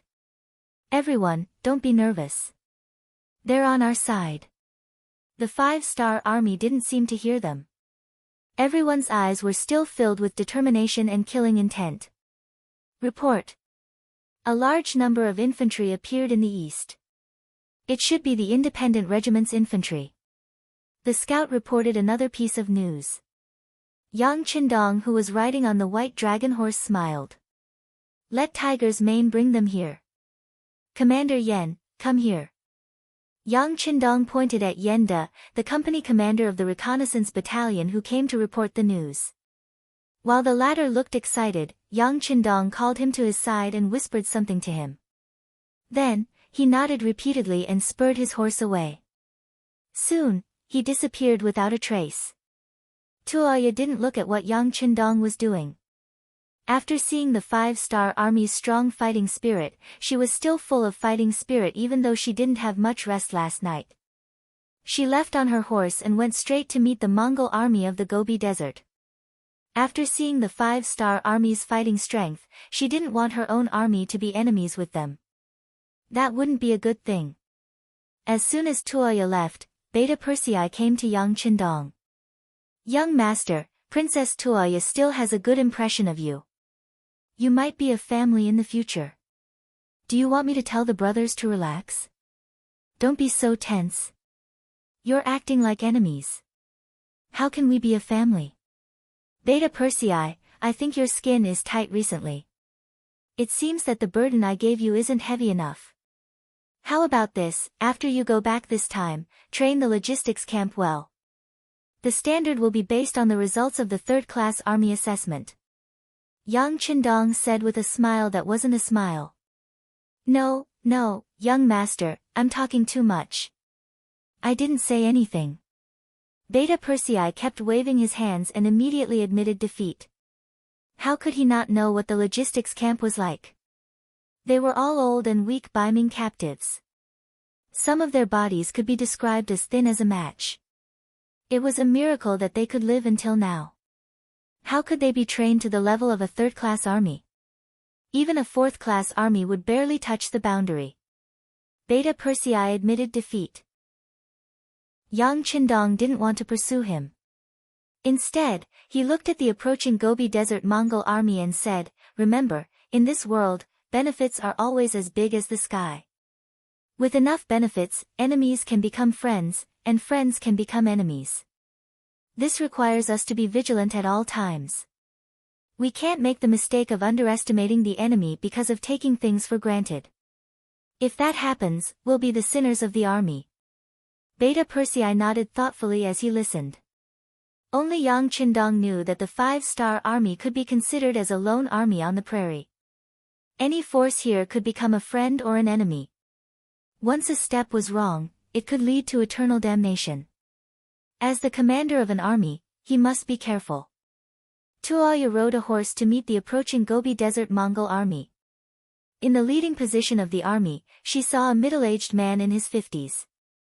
A woman's voice of joy sounded first. Father, why are you here? Tuoya. When the middle-aged man saw that the person coming from afar was his only daughter, his frosty face finally changed and a smile appeared on his face. When the father and daughter reunited, Sudor Khan looked at his daughter and found that she didn't change at all. When he found that there wasn't a single wound on her body, the smile on his face slowly disappeared. Bao Yin came back and said that Hararuo, that bastard toad who wants to eat swan meat, brought a lot of cavalry to threaten you. Since you're fine now, where is he? Don't be afraid, although father came in a hurry this time, I also brought 20,000 cavalry. Su's bloodline was a branch of the Golden family. Although it couldn't be said to be completely orthodox, there was a natural nobility in the bloodline. People like him were prideful. Once someone like him decided to do something, he would have a lot of charisma. Being able to gather 20,000 cavalry in such a short time was enough to show his ability. Chapter 687. Tuoya was very touched that her father had brought 20,000 cavalrymen to save her. But when it came to Haraluo, she still said proudly, Haraluo? He has already been defeated and fled. Ran away. Suede's expression froze. How many cavalrymen did he bring with him? And who was it that chased them away? Facing her father, Tuoya naturally wouldn't hide anything. She told him everything she had heard and seen. After she finished talking about Halaruo's defeat and Lumek's decapitation, she continued to chatter, Father, this 5-star army is very interesting. They even held a memorial service for the dead. They recited the names of all the dead soldiers. You don't know this, but many of the warriors who were still alive were moved to tears. Suede wasn't interested in this memorial service. In his opinion, they had held such a service before. Wasn't it just inviting people to cross the dead? What he was curious about was where this 5-star army came from and why they were so strong. Why hadn't he heard of them before? Of course, the memorial service wasn't an ordinary one. Tuoya didn't know about this, so she didn't explain. As for the 5-star army's strength, it was already proven. There was no need to explain. Tuoya, have you figured out the origin of this 5-star army? Suede was more curious about where this cavalryman who defeated Haraluo belonged to. Were they on good terms with the Mongols? Voila. What about Tatar or Great Ming? I don't know. Tuoya was suddenly interrupted by her father. She looked a little unhappy. However, this was her father, who she had always treated with dignity and respect since she was young. She could only think about it in her heart, but she didn't dare to show it. Suede had expected Tuoya to say she didn't know, so he didn't pursue the matter. Instead, he continued to ask, You said they fought for an entire night and didn't rest? Then they should be very tired, right? Previously, Bao Yin reported that the enemy cavalry had a type of armor that was not afraid of ordinary swords and spears. That is definitely something good. Do you think that if we attack now, these things will fall into the hands of our Mongol army? Suda's tone changed, and he looked like he was about to snatch it. When Tuoya heard this, her eyes couldn't help but widen. Father, that kind of black armor is very powerful. Even when I wanted to buy it before, they didn't have any intention of selling it. Because that thing is too powerful, even if we want to snatch it, it won't be easy. Besides, they just saved my daughter's life. Tuoya naturally didn't want the Mongol army and the 5-star army to fight. Let's not talk about who wins and who loses first. When two tigers fight, one of them is bound to be injured. At that time, no matter who won or lost, it would not be the result she wanted to see. Tuoya's impatience had already shown on her face, and she seemed to want to dissuade him. However, Suda had already opened his mouth. Let's see. We want to buy it but they won't sell it. Then we can only snatch it. As for battle strength, don't you have confidence in our Mongol army? As for them saving you, it was just along the way. They were saving themselves. With just a few words, he made the 5-star army look like they had nothing to do. It also revealed his determination to fight. They had just wiped out Hararuo's 5,000 cavalry and seized Jingfeng. They had just gone through a huge battle and were exhausted. If they didn't attack now, it would be difficult to find a suitable opportunity. Kamubala secretly passed down the order. When I give the order, the entire army will charge. Since he had made the decision, Suda naturally wouldn't be disturbed by others. He gave the order in front of Tuoya. Kamubala, translated from Chinese, meant white tiger. This person was indeed the bravest general by Su De's side. Knowing that there was a battle to fight, he immediately agreed with a face full of excitement. He turned around and let his personal guard pass the message. "Father, you can't." Tuoya's eyes were filled with shock. She knew the battle strength of the 5-star army. She also knew how powerful those black cavalry guards were.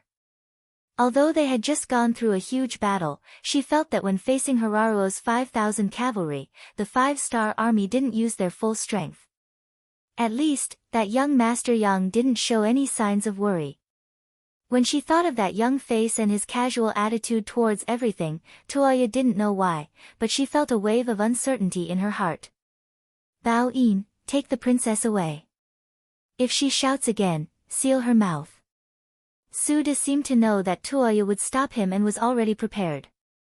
After giving the order, Bao Yin walked out from the troops and looked at Tuoya with a troubled expression. "Princess, I'm sorry." After saying that, 2 cavalrymen walked in front of Tuoya and forcefully brought her to the back of the troops. Without any obstruction, Su De rode on his horse and led the 20,000 cavalrymen forward. In order to avoid alerting the enemy, he didn't speed up. On the surface, everything seemed normal. Tuoya had already said that there were less than 10,000 soldiers in the 5-star army. Among them, there were 4,000 infantrymen. In front of his 20,000 cavalrymen, this kind of strength was indeed not enough. On top of a pile of rocks, Yang Qindong gently put down his binoculars and a look of contempt flashed across his face. "Inform everyone to prepare for battle." Oh. This time, Beta Persei didn't object. He also used his binoculars to see the scene of Tuoya being forcefully taken away. Because of this, he also knew that everything was as the young master had predicted. This Mongol army that came from afar was not a friend, but an enemy. After the order was given and knowing that there was going to be a huge battle, whether it was the Nuzan cavalry or Tiger's Mane's independent regiment, they all became excited. However, although the latter was excited, when he saw the 10 auxiliary troops that had just arrived, he couldn't help but scratch his head. Although they had war horses now, they didn't have time to adapt. If the cavalrymen and war horses didn't get used to each other and there wasn't enough communication, forcefully entering the battlefield was no different from courting death. They simply couldn't display their original strength. "Don't distribute the horses anymore. Everyone, prepare the infantry formation and prepare to meet the enemy." Tiger's Mane indeed gave the order.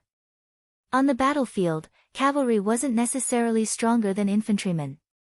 Although this was the case in theory, it was best to choose the one that was suitable for oneself. Reluctantly giving up on the horses that were about to be theirs, the 10 battalions, a total of 4,000 soldiers of the independent regiment, began to form into battle formations. Each of them held spears that were specially designed to deal with cavalry, forming a square formation as they searched for a suitable place for them to fight. Yang Qindong still chose to fight at the short pile of rocks. He was indeed thankful for this kind of terrain. If it was a wide area, the enemy's 20,000 cavalrymen would be able to charge back and forth and break the formation of the 5-star army. At that time, even if they could obtain the final victory, who knew what kind of heavy price they would have to pay because of it? Of course, although the terrain was suitable, the opportunity was not within Yang Qindong's expectations. They just came out to take a short break and wanted to find a quiet place to rest for half a day. However, they did end up in a huge battle. The 5-star army that had just gone through a battle and hadn't had a good rest, obviously hadn't fully recovered their strength. For the same reason, the Mongol army from Gobi also came from afar and didn't have a good rest after a night of rushing. In this comparison, it was a draw and no one would have a big advantage. The 20,000 Mongol cavalry were still slowly closing in. They were not in a rush and were approaching from afar. The distance between the two sides quickly shortened from 3 li to 2 li. When they were half a li away, Beta Persei was already in front of the Mongol army. "My young master said that in front of us is our area. Please stop here, otherwise, it will hurt the peace between both sides." Beta Persei rode on his horse and said with a loud voice. He had a loud voice to begin with, and without any restraint, his voice traveled far and wide. At least at this moment, the armies on both sides could hear him clearly. The 5-star army actually discovered his army's intentions in time. This was somewhat out of head suitor's expectations. He didn't know that Yang Qindong and the others were watching his every move with binoculars.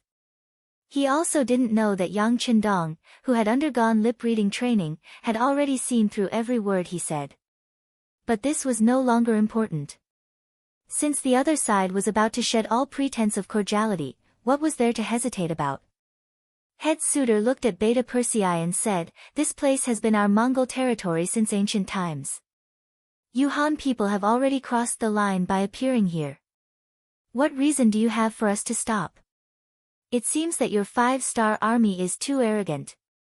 Do you really think that you are invincible just because you defeated the incompetent Halal? What a joke." After a burst of laughter, head suitor looked at Beta Persei again. His eyes were filled with killing intent. "And you actually dare to stand in front of this Khan? Do you know that you are playing with fire by doing this? Now that we are so close, I can capture you with a wave of my hand. Where do you think you are going to run?" Head suitor's face was filled with anger and hatred as he spoke. Once upon a time, the Mongols were so mighty. Their ancestors had crossed the Eurasian continent, and no matter where they went, they had no opponents. It was because of the appearance of the great Ming dynasty that their legend of invincibility was broken. Emperor Zhu Di of the Ming dynasty personally led the army to attack the Mongols 5 times and suppressed their former glory. Just based on this, he had no reason to be nice to the Han people. Perhaps in head suitor's heart, he had already classified the 5-star army as the Ming dynasty's army. Chapter 688. You want to capture me? Beta Persei had a look of disdain in the face of the arrogant suitor. How about it? Do you still dare to resist? Suitor's face darkened when he saw that a small messenger of the enemy dared to show off in front of him. He was furious. Resist? Ha ha ha. This time, it was Beta Persei's turn to laugh. He didn't learn much from following Yang Qindong every day, but he did learn about 80% of his calmness and pretentiousness. The word resist is used by the weak against the strong. You're not the strong ones now, so the word resist is not appropriate. What I should say is, do you still resist? Believe it or not, we can bet that your people will never be able to get within 3 steps of me. Impudent. Suda had never been looked down upon like this before. Even someone of Agar Dorji's status would be polite to him. Even if he had a strong killing intent in his heart, he would not show any disrespect on his face. However, this foolish and boorish messenger had ignored him in front of so many people. Yes, he was stupid and crude. Otherwise, how could he be so blind and dare to threaten him at such a close distance? Although some people said that envoys were not killed in a war between 2 armies. But when one's strength reached a certain level, so what if one broke the rules? The rules were meant to be broken, weren't they? In a fit of rage, Suitor pointed his index finger at Beta Persei in front of him and said through gritted teeth, "Who's going to take him down for this Khan?" As soon as Suitor shouted, a guard behind him immediately responded, "Khan, leave this small fry to me to deal with." To be able to stand behind Suitor, he was either a general or a guard. But no matter which type it was, they were all very agile and vigorous. As soon as he finished speaking, a rider rushed out from the group and shouted at Beta Persei to approach him step by step. 10 steps, 8 steps, 6 steps, and he was getting closer and closer. On the other hand, Tiger's Mane acted as if he didn't see anything. He stood there unhurriedly, allowing the other party to come closer as if he didn't hear anything. 5 steps. 3 steps. The big hand had already reached out and was about to touch Beta Persei's body when suddenly, the sound of a horn rang out. The person who was rushing over lost his balance and fell to the ground with a plop. The man landed on the horse, causing the warhorse to neigh. It seemed to be crying out for its master, but it also seemed to be summoning its master. Ah! It's a gun. Suda was indeed a Khan. He was experienced and knowledgeable. When the situation suddenly changed, he instinctively shouted and then quickly hid behind a few of his personal guards. When Huichong shouted, not only Suitor Khan, even General Zamobila, who was known as the White Tiger, quickly hid behind a few of his personal guards and completely hid his body. Originally, they were aggressive and wanted to capture Beta Persei and punish him. But unexpectedly, the situation changed. The people they sent out died before they could even touch the corner of Beta Persei's clothes. This change shocked many of the Mongolian cavalry, especially the personal guards who were used as shields in front of them. Everyone's expression changed drastically. They were afraid that they would become the target in the next second and die on their horses. Ha ha, Beta Persei saw the Mongolian cavalry's reaction and he laughed mockingly. Where's the person who spoke to me just now? Did he hide in his turtle shell like a tortoise? Ha. As the Khan of the Mongolian desert, when had Suitor ever been looked down upon like this? Beta Persei's shout was so loud that it was clearly a slap to his face. Even if he hid behind his personal guards, he still felt a burning pain on his face. On top of the short rocks, the black cavalry guards were standing with their spears. The shot just now was aimed at Yang Qindong's head and tail. At a distance of more than 700 meters, it was not easy to kill the enemy without hurting Beta Persei. Sixth young master, why didn't you finish off that old Khan Suitor just now? Chiu V, the captain of the first guard, asked with a puzzled expression as he looked at the enemy with his gun. Not only him, but the rest of the guards also listened attentively. They also did not understand the sixth young master's actions. However, Yang Qindong shook his head helplessly. Princess Tuoya once said that her father, Khan Suitor, has the bloodline of the Golden Family. Once such a person is killed, it's equivalent to fighting the entire Mongolian army to the death. Right now, we're not strong enough. If others don't provoke us, we don't need to kill them all. But if we kill this Suitor, we'll become enemies with the entire Mongolian army. Even if it's for our dignity, we won't be able to live in peace with them anymore. If Yang Qindong's goal was like Zhu Di's, which was to conquer the grasslands for the next few decades of peace in the Ming dynasty, of course, he would have directly killed Suitor just now. But his goal was much bigger than this. In order to resolve a momentary hatred, killing Suitor would cut off the possibility of cooperation with the entire Mongolian army. Clearly, the gains did not make up for the losses. On this side, Yang Qindong was still explaining the overall situation to the guards. On Beta Persei's side, he was still cursing. He really did not care about the fact that Suitor was a Khan. Where was Suitor's face? Being constantly mocked and ridiculed, Suitor's entire body was already trembling. He could not let the other party continue. Otherwise, his lifetime of wisdom would be destroyed in a day. It seemed that the other party already knew his intentions. Since that was the case, he would just have to force his way through. He did not believe that with his absolute advantage in numbers, he would not be able to destroy the other party. Beta Persei was still cursing, "You're the ones who are ungrateful. Previously, my young master risked countless dangers to save your princess, and now you want to start a war with us. Everyone says that you Mongolians are born righteous, but what are you doing now? Where's your gratitude? Where's your sense of shame? Do you still have any shame? Bah! Even if we saved a dog, it would still know to wag its tail at us to express its gratitude. When we need them, they can even guard the house. But the person who saved you, you want to hurt your benefactor? Where's your bottom line? What's the difference between you and an animal? No. You're worse than an animal. Ah! I'm so angry." Suitor could not hold back anymore. Suddenly, he shouted and interrupted Beta Persei's voice, "Mongolian warriors, the other party used firearms just now. They are undoubtedly the Ming army. Thinking back, how many of our ancestors died in the hands of the Ming army? Now, the Ming dynasty is no longer the same as before. The Walla is fighting with them and has gained a certain advantage. They are no longer the world's strongest army. Now is the time for us to avenge our ancestors. Listen to my command, charge! Charge! General Zamobila also hid behind his bodyguard and shouted. When they were scolded by Beta Persei, many of the Mongolian soldiers lowered their heads and the morale of the entire army dropped by a lot. Now that Suitor's shout mentioned the hatred of their ancestors, everyone's common hatred for the enemy was stimulated from the bottom of their hearts.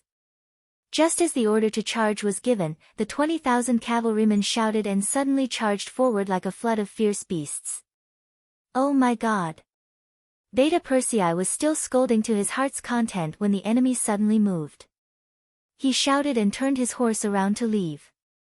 1 against 10,000, no matter how strong he was, it was impossible for him to win. Beta Persei turned around and ran, accompanied by bursts of gunfire.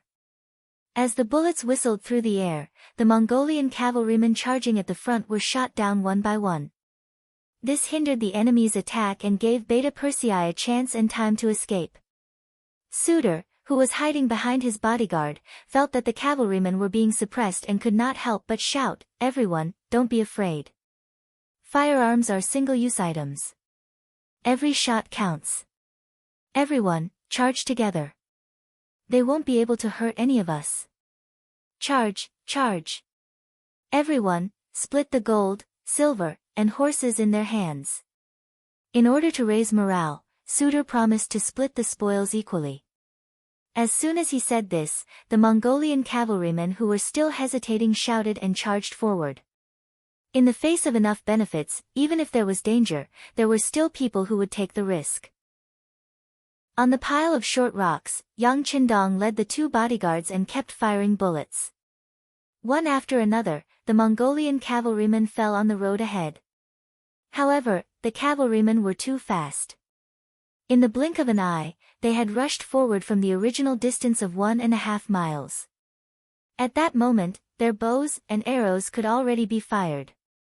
Yang Qindong and the bodyguards had no choice but to put on their masks to protect themselves. The arrows fell like rain. Compared to their fighting skills on horseback, the Mongolian cavalrymen who were known to have grown up on horseback performed very well. They were either riding on horseback, shooting arrows while climbing on horseback, or shooting arrows while hanging upside down from a golden hook. For a moment, arrows rained down like rain, landing on Yang Qindong and the others, producing a series of crackling sounds. Fire! Charge! Under the pile of short rocks, Yellow led the Jurchens and started a fierce counterattack. The same arrows were shot out and landed among the Mongolian army, causing the cavalrymen to fall off their horses. Fire! Fire! At the independent regiment, Tiger's man ordered the 10 infantry battalions to fire arrows from afar. At the same time, he led 6 cavalry battalions into the designated area. He wanted to rely on the advantageous terrain and take advantage of the fact that the enemy could not fully deploy their forces to attack. In the process of charging, the vanguard of the Mongolian cavalrymen were first attacked by the Style 95 and then by the arrows. They suffered heavy losses. The general who led the team saw that they had lost more than 30% of their forces before they even reached the enemy. He had no choice but to change the direction of the assault. He no longer shot at Yang Qindong but at the Jurchens. Yang Qindong's side became quiet again. "Look, is there anyone injured?" "Sixth young master, our armor is impenetrable. There are no injured members." Chou Wu and Dao Shao, the 2 captains, checked the armor and reported. Chapter 689. Okay, then let's prepare to counterattack. Look carefully and shoot. We have to hit them until they can't even find north. Yang Qindong took off the Type 95 pistol from his back and reloaded it with a new magazine. Then, he aimed and pulled the trigger. Beta Persei had already returned to the team and was also aiming with the Type 95 pistol. There were simply too many Mongol cavalry and they were everywhere in sight. This made it so that they didn't need to aim too much. They just needed to fire based on their instincts, and often, an enemy would be shot and fall off their horse. Although the number of guards was limited, wherever they aimed, the Mongolian army would be heavily injured. This greatly suppressed the enemy's morale and courage. Still hiding behind his bodyguard, Suede stared at the pile of short rocks with a face full of anger. He couldn't understand how the enemy's muskets were so powerful that they could shoot so many bullets and injure so many of his soldiers. No, we can't let them kill without any scruples. Men, send out 1,000 cavalry and charge forward. I don't care what method we use, we have to destroy these people. We can't let them become a threat. As soon as the Khan gave the order, a cavalry of 1,000 men charged towards the pile of rocks. They're finally here. Yang Qindong had already expected that the enemy would send troops to restrain him. He sneered, "Fire at them. I want to see if they're made of iron. Facing our bullets, will they be afraid?" It was only 1,000 cavalrymen, so Yang Qindong and the guards didn't really care about them. After everyone agreed in unison, they turned the muzzles and aimed at the charging cavalrymen and pulled the trigger. As gunshots rang out, countless cavalrymen fell off their horses. Although they charged very quickly, they still lost more than half of their forces in the process. Put away your guns. Attack. Seeing that the enemy was less than 100 meters away from him, Suede immediately shouted. Yang Qindong immediately put the 95 style on his back and pulled out his cavalry saber. With a shout, he rushed towards the pile of short rocks. Along with him were more than 100 black cavalry guards.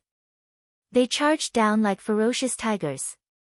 With their sturdy armor, it was as if they had entered an unstoppable state.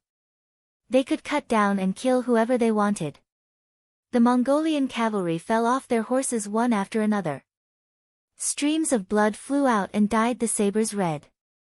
The setting sun was like blood. The Nuzan cavalry had already been surrounded by the Mongol vanguard. Both sides were engaged in a bloody battle. Dust flew up once again, and the only thing that could be heard were the roars and shouts of killing. As the Mongolian general, Kamubala didn't choose the Nuzan cavalry as his opponent. With the idea of picking the weakest among them, he set his sights on the 10 infantry battalions of the independent regiment. The advantage of cavalry against infantry was quite obvious. Looking from afar, infantry didn't have the mobility of cavalry. They formed a square formation with 400 men. They formed a tight square formation with black shields around them to protect their own safety. Outside the square formation, there were rows of barricades. It was as if they were telling the cavalry not to provoke them or they would be hurt. "Let's kill these infantry first," Zamubala said bluntly. Clearly, he didn't care about the formation of the infantrymen. The cavalry behind him was already eager to give it a try. The sabers in their hands were also ready to taste blood. As soon as the order was given, they would engulf and drown the infantry phalanx in an overwhelming manner. "Kill!" Zamubala raised the saber in his hand, and a crazed expression appeared on his face. He opened his mouth wide and swung his right arm forward. His legs clamped down hard, and the warhorse under him leaped forward as if their hearts were connected. In front of the infantry formation, there were hundreds of shield-wielding soldiers.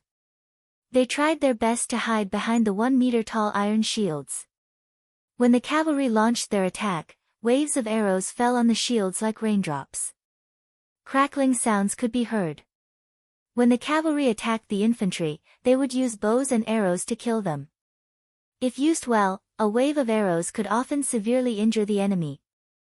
When the cavalry truly arrived, the morale of the army would be crushed. In other words, the infantry could only passively defend against the cavalry's attack. It was as natural as a cat eating a mouse. However, when the 5-star army was involved in this matter, it was a completely different matter. Only defending and not attacking wasn't their habit. Split. After seeing the shield-bearers block the enemy's first wave of arrows, the battalion commanders of each infantry phalanx shouted out loud. The originally airtight square formation suddenly split into two from the middle. In the middle of the square formation, there were hundreds of musketeers. Some of them were lying on the ground, some were half-squatting, and some were standing. They were divided into several echelons and formed a unique scenery. Fire! Fire! Fire! When the battalion commander gave the order to attack with a hoarse roar, the 100 gunmen with Type 81 rifles began to spit out their own tongues of fire. As the gunshots rang out, the enemy riders fell to the ground one by one in coordination with the sound of the gunshots. Since they were prepared, the Mongol cavalry were caught off guard. Some of them were just brandishing their sabers when they were shot in the chest. Some of them had just jumped over the barricades when they were shot in midair along with their horses. Some of them were running with their heads down when they felt a sharp pain in their chest and fell off their horses with a plop. Even more of them had lost their lives before they could even figure out what had happened. Even if they were dead, their horses were still running forward without them knowing. Luckily, the dense barricades were effective. In the end, without the guidance of their owners, the war horses were forced to stop in front of the barricades. The musketeers were the original auxiliary soldiers. The current independent regiment was built on the foundation of the 6 auxiliary battalions.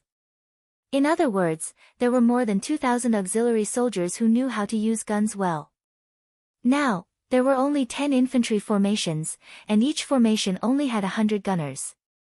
It was easy to gather them. This was also the trump card that Tiger Edge had prepared when training the infantry of the independent regiment. Now that it was used, it brought about an astonishing power and effect. The 1,000 auxiliary soldiers each held a Type 81 rifle that was much more powerful than the Type 81 rifles of this era.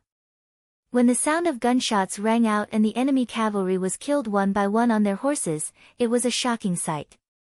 Even the soldiers of the other independent regiments who were captured during the Battle of Liaohe were shocked by the strength of the auxiliary soldiers. It wasn't that they hadn't seen muskets before. In fact, because they were all comrades, they had even seen them up close. It was just that before they became auxiliary soldiers, they didn't even have the right to touch a gun. Because of this, many of their comrades were angry. They thought, "What are you guys so proud of? Isn't it just muskets? The Great Ming Empire already has these things in their army." However, when they saw and experienced everything, they were still shocked. They were both muskets, but there were obviously too many differences. For example, the stability, continuity, lethality, and so on.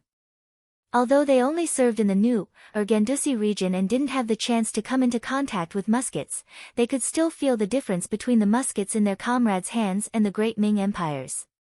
This was because if the Great Ming Empire had muskets with such lethality, with their advantage in numbers, would there be anyone who could be their opponent? The Divine Arms Battalion. Zamubala's face, which was as red as blood, showed a horrified expression.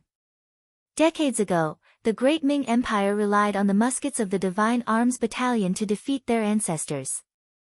After all these years, they originally thought that the Great Ming Empire had been divided into the north and the south.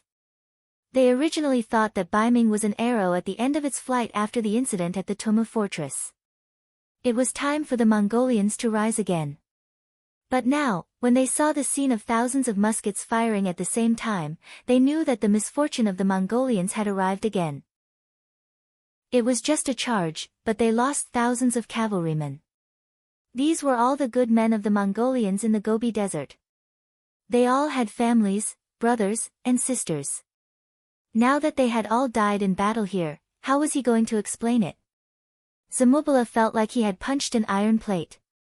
He originally thought that it would be an easy move to use cavalry to deal with infantry. But now, they had suffered heavy losses before they could even charge over.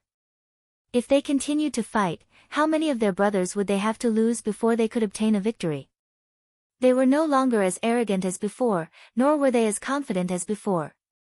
Zamubala wanted to pass on what happened here to the Khan.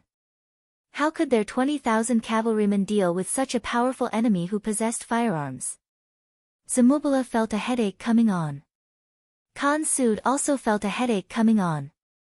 It was not because of anything else, but because a scout had reported that a large number of cavalrymen had suddenly appeared on both sides of them. Although they could not see the situation of the other party, they should be enemies and not friends. Why are there still enemies? Didn't Tuoya say that the 5-star army has less than 10,000 soldiers? Khan Sud's expression changed from the confident look he had before. He started to feel conflicted. He believed that even if the enemies that appeared on both sides were on the same side as the five-star army, with his 20,000 Mongolian soldiers, he did not have to worry about losing. But after spending so much effort, and in the end, sacrificing 800 of his own men to kill 1,000 of his enemies, just to fight a bloody battle with a five-star army that he didn't have much hatred for. Was it worth it? What was his goal? Just as he was conflicted over this question, one of Zamubala's soldiers ran over. Khan, something bad happened. The enemy has the Divine Arms Battalion, the Divine Arms Battalion. What's the matter? Why are you making such a big fuss? Khan Sud was already in a bad mood. When he was shouted, his expression became even worse. Isn't it just the Divine Arms Battalion? I already know. Chapter 690. Of course, Suda knew. Previously, when Beta Persei came over to persuade them not to act rashly, he fired his flintlock, which gave the other party a chance to escape. Flintlocks were indeed one of the nemesis of cavalry, but it was only effective when there were a lot of them. Seeing that Sud Khan didn't seem to pay attention to his shouts, the bodyguard thought for a moment and realized where the problem was. Thus, he shouted again, Khan, it's thousands of Great Ming's Divine Machine Battalion. They all have powerful flintlocks in their hands. General Zamubala has suffered heavy losses after charging several times. This time, the problem was finally explained clearly, and Suda's expression became more and more unsightly. What? Thousands of Great Ming's Divine Machine Battalion? That must be the Divine Machine Battalion. My God, how is this the five-star army? It's clearly the main force of the Great Ming dynasty. How did we end up fighting against them? Finally, Suda realized how stupid of a decision he had made. He actually treated the main force of the Great Ming dynasty as a soft persimmon. When he thought of the scene of the Great Ming dynasty sweeping through the grassland decades ago, he felt a chill in his bones. Quickly go and tell General Zamubala to retreat. Since they already knew the true situation of the five-star army, and more importantly, they knew that the enemy had a powerful weapon like the Divine Strategy Battalion. In that case, there was no need for them to continue fighting. If they continued fighting, they would only suffer even greater losses. Looking at the somewhat chaotic battlefield and the dust that filled the sky, no matter how unwilling Suda was, he still made a very unwilling order, pass down the order, all troops retreat. Finally, the order to retreat was issued. Hearing this, the soldier who passed down the order breathed a sigh of relief for some reason. He was also a cavalryman who had experienced countless battles, but he had never paid such a heavy price in such a short period of time like today. It hadn't even been 2 hours since the start of the war, but as far as he knew, the number of cavalrymen who died in the battle had already reached 3,000. This was still the number of Mongolian soldiers who couldn't be counted. Now, no matter how big the smoke was, it would be difficult to calm down until the result was clear. Even if they lost 3,000 cavalry in 2 hours, it was not a pain that the Mongol army could bear. The five-star army's reinforcements were about to arrive. Retreating now was the wisest choice. The messenger replied loudly and turned around to pass on the message. For a period of time, regardless of whether it was the Mongolian cavaliers who were fiercely attacking Yang Chindong's cavaliers at the pile of short rocks or Kambala's men who wanted to take advantage of the situation and use their cavaliers to fight against the infantrymen, when they received the news, all of them sighed in relief, as if a heavy burden had been lifted from their shoulders. Then, they ordered their army to retreat. Zamubala wanted to take advantage of the situation but didn't succeed. Seeing that the situation wasn't good, he wanted to retreat. How could Tiger's Mane give in? Previously, when Zamubala was dealing with the infantry, he didn't have any intention of helping out with the 6 cavalry battalions. This was because he believed in the strength of the infantry battalions.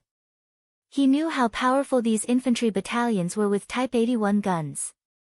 Now that the other party had suffered a loss and was afraid, it was time for him to take advantage of the situation. Come on, cavalry warriors of the independent regiment, it's time for us to perform. Charge with your regiment commander. Tiger's Mane acted just like how he dealt with Hilario's cavaliers. He was the first to charge forward on his horse. Following behind him were 6 battalions, more than 2,000 cavalry warriors with sharp sabers in their hands. They had been conserving their energy at the side. Now that it was finally time for them to act, how could they be courteous? All of them fought to be the first to charge forward and kill the enemy. At the pile of short rocks, the Mongolian cavaliers used various methods to try to surround Yang Qindong's troops. However, after all of them failed, they finally became obedient.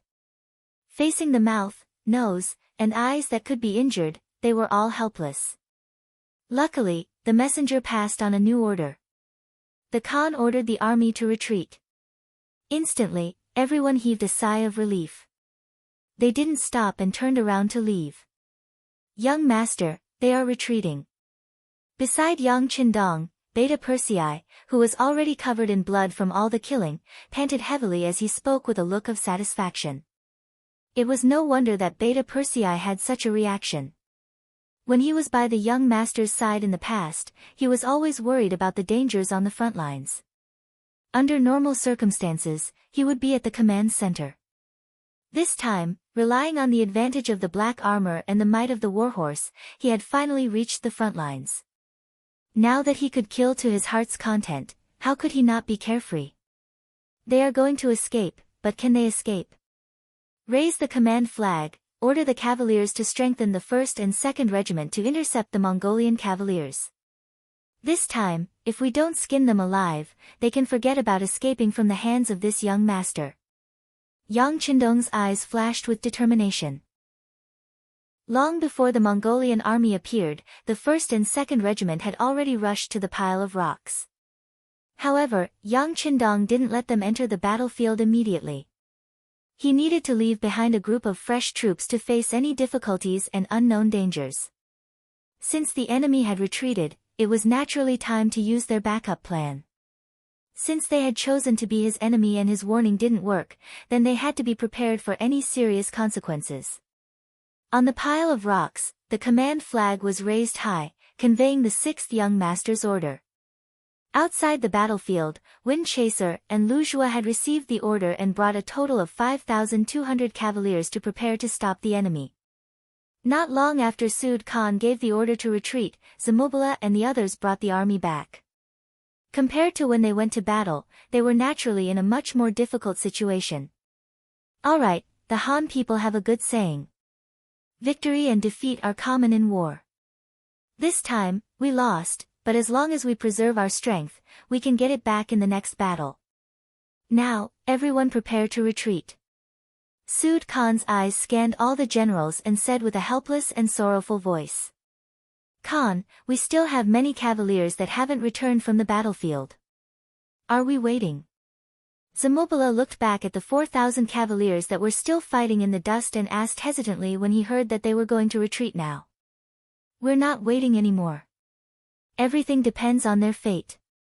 To tell you the truth, a large number of the 5-star army has appeared behind us. Even if we go back now, we have to be prepared to be intercepted. Alright, let's not delay any longer and leave now. To be able to become a Khan, one had to have a strong will. A loss was a loss. The most important thing was how to preserve the greatest strength in the face of a loss. As for sacrificing some people, although he felt some pain in his heart, he didn't even blink his eyes. The Khan had a strong will. Furthermore, they knew that the 5-star army was approaching from behind. Who would say anything else? They immediately started to retreat. Zamubala received the order, and together with Bao Yin, each led 5,000 cavalrymen to meet Zhui Feng and Lu Zhua's troops who wanted to intercept them. Siyu led 2,000 cavaliers and his daughter Tuaya through the battlefield and returned from the northeast direction. Although the Mongol army had an absolute advantage in numbers, they still paid the price of 2,000 cavaliers before retreating when they faced the 1st and 2nd Regiment that had been looking forward to a big battle. This was because the 6th Young Master's flag had clearly stated that they shouldn't chase a cornered enemy. Otherwise, if they were bitten by them, they might have to pay twice the price. Sud Khan retreated, or it could be said that he had escaped. The remaining 4,000 cavaliers that were fighting the Nuzan cavalry did not know about this. The commander of the independent regiment, Tiger's Mane, was ordered to bring 6 battalions of soldiers into the battle. After some instructions, the Nuzan cavalry retreated from the battlefield, leaving only 2,000 Mongol cavaliers searching for their opponents. The 1st and 2nd Regiment also came to the main battlefield. Along with them were the 2,000 war horses that they had just captured, as well as 200 captured Mongol cavaliers. 1st Regiment Zhui Feng reporting to the 6th Young Master, 2nd Regiment Commander Lu Zhuo reporting to the 6th Young Master. Good, you guys came at the right time.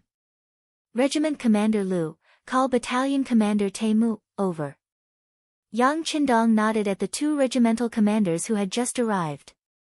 He then called out 3rd Battalion Commander Taimu, 3rd Battalion Commander, come over.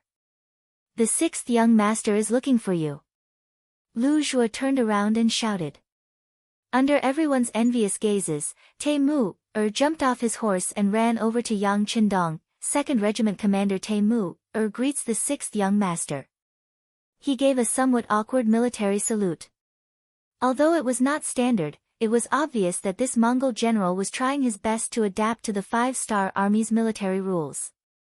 He returned the salute and lowered his hand. After Taimu, lowered his hand, Yang Qindong pointed at the battlefield. There are about 2,000 Mongol cavaliers here. I'll give you a chance. You can convince as many of them as you want to live. If you don't want to surrender, then you can die. Do you understand? Understood, 6th Young Master. Taimu's body trembled. When he understood what the 6th Young Master meant, he immediately gave a solemn military salute. As a Mongol, he naturally did not want to see his comrades die in front of him. Hence, he would do his best to complete this task. Without their opponents, the Mongolian cavaliers became quiet. Gradually, the dust in the air around them finally settled down, and everything that happened on the battlefield was clearly displayed before everyone's eyes. The 2,000 Mongol cavaliers who thought that they had killed all their opponents wanted to cheer in unison for victory. However, when they could clearly see what was happening around them, they saw countless arrows aimed at their chests. At that moment, many of them revealed panicked expressions. What's going on? Where's our Khan? Where's our Mongol army? Don't tell me they were all killed. Chapter 691. That's not possible. Our Khan is so wise. Our Mongolian army has so many people and is so strong. It's impossible for anything to happen to them. Alright, can't you see? The number of enemies has increased again. They must have defeated the Khan. The Khan must have given up on us and left us. Then what should we do? Fight them to the death? That's right. What should we do? After the truth came to light, all sorts of discussions could be heard. However, they were all speaking in Mongolian, so they couldn't affect the 5-star army's cavalry that surrounded them. Of course, even if they could understand their language, the iron discipline of the soldiers did not allow them to have any other thoughts. Everyone, quiet down. Just as the 2,000 Mongolian soldiers did not know where to go, a loud Mongolian voice rang out in everyone's ears. Taimu rode on his horse like a lion patrolling its territory and appeared in front of the surrounded Mongolian soldiers. Behind Taimu were 2 other carriages. One of the carriages was filled with a mountain of silver and many iron pots, bowls, and other daily necessities. There were also jars of unopened wine. The other carriage was filled with shiny cavalry swords and sharp feathered bows.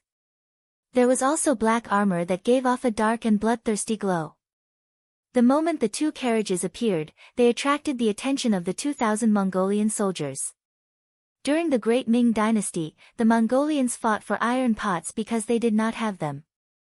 It was not because iron pots were a luxury.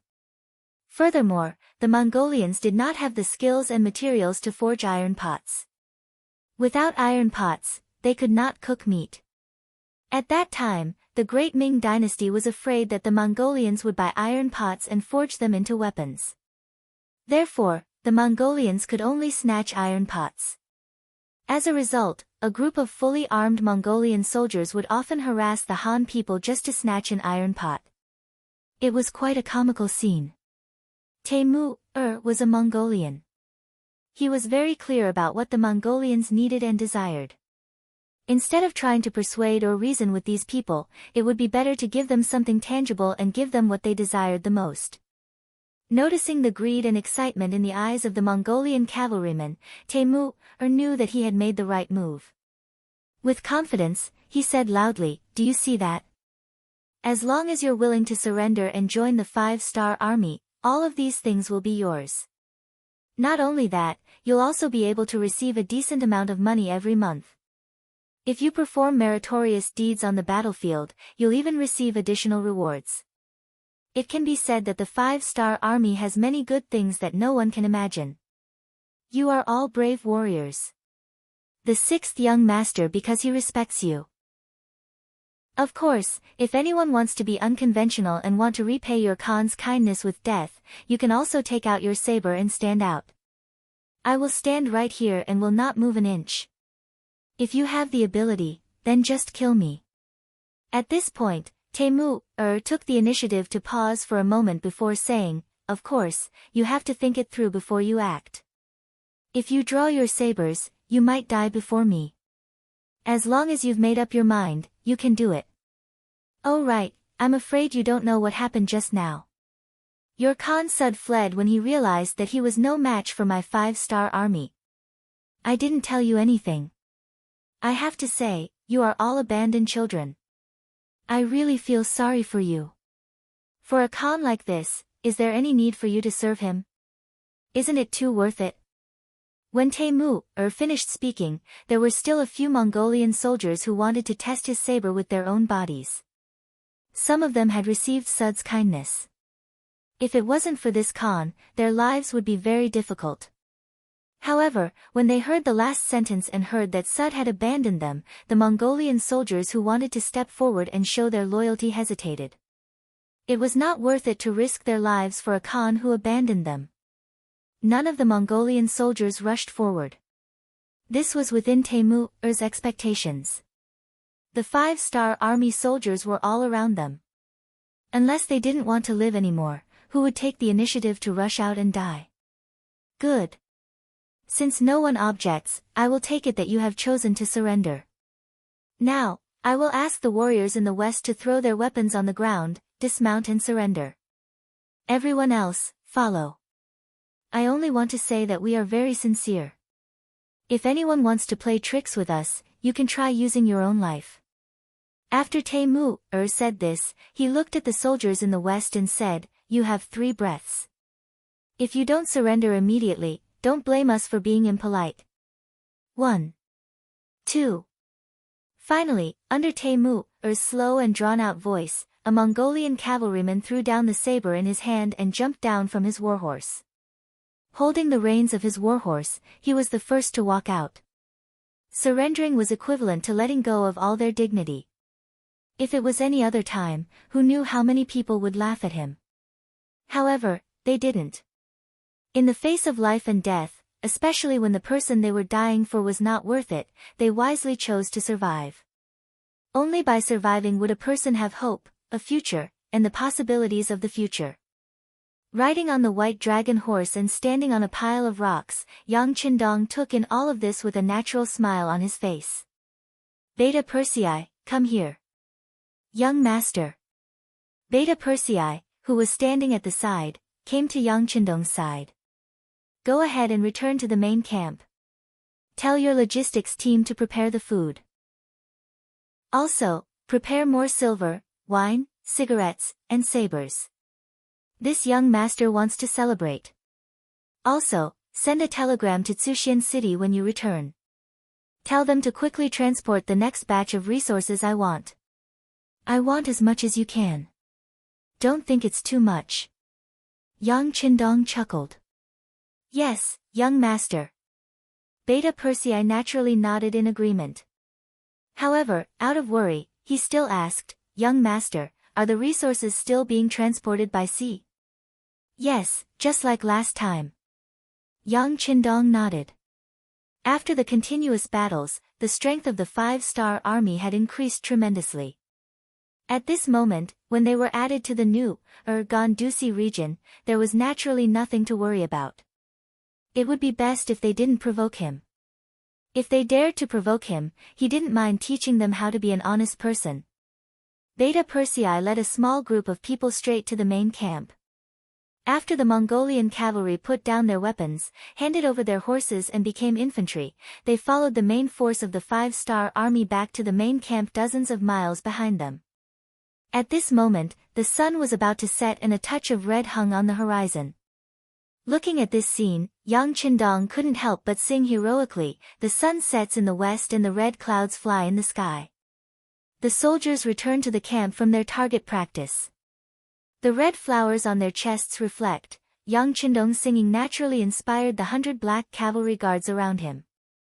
They also sang the song, coming back from target practice. After them, the independent regiment also sang loudly.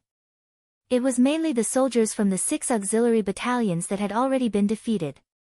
When these thousands of people shouted, it caused a huge commotion. It attracted the other regiments and battalions to sing as well. However, they had never heard this kind of military song before. They didn't know what the lyrics were or how to sing it. They could only sing along. Zhui Feng, Lu Zhua, and Yela's expressions didn't look too good. Especially Commander Lu Zhua. He had once been the commander of the auxiliary regiment and taught the soldiers how to sing military songs. But now, not many of his soldiers knew how to sing. He felt his face burning. He thought that after tonight, if he had the chance, he would definitely teach the soldiers how to sing. This would increase the morale of the soldiers and would be extremely useful and beneficial for the unity of the soldiers. Amidst the singing, under the setting sun, the army returned. The army was huge and winding like a dragon that had appeared out of nowhere. It was destined to break the tranquility of the grassland. The main force of the army had finally returned to the main camp. The 3 divisions of the Cold Front finally sent news that they had gone to do some hidden training. As Yang Xie's army continued to grow, as the most elite of the Cold Front division, they also felt the pressure on their bodies increasing. It was also because of this hidden training that they didn't receive news of the army's battle in time. Fortunately, even without the Cold Front division, the 5-star army's strength was already very strong. Especially in this battle, the Nuzan cavalry had performed very well. Although they had lost more than 1,000 cavalry in 2 consecutive battles, how could there be no deaths in a battle? Moreover, the number of soldiers that they lost could be re-enlisted from the captives.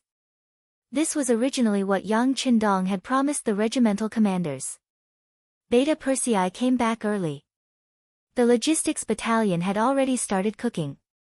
The smell of meat spread everywhere, causing the 5-star army soldiers who had been fighting for a day and night to open their eyes wide. They couldn't help but swallow their saliva. Same old rules. Wash your hands clean before eating. After the meal, we will reward you according to your contributions and distribute the rewards. Yang Qindong boldly leapt onto the white dragon horse and laughed heartily as he spoke. His laughter also attracted the cheers of the soldiers. The meat was large and there was enough rice. After all, they were still in a state where they could face the enemy at any time.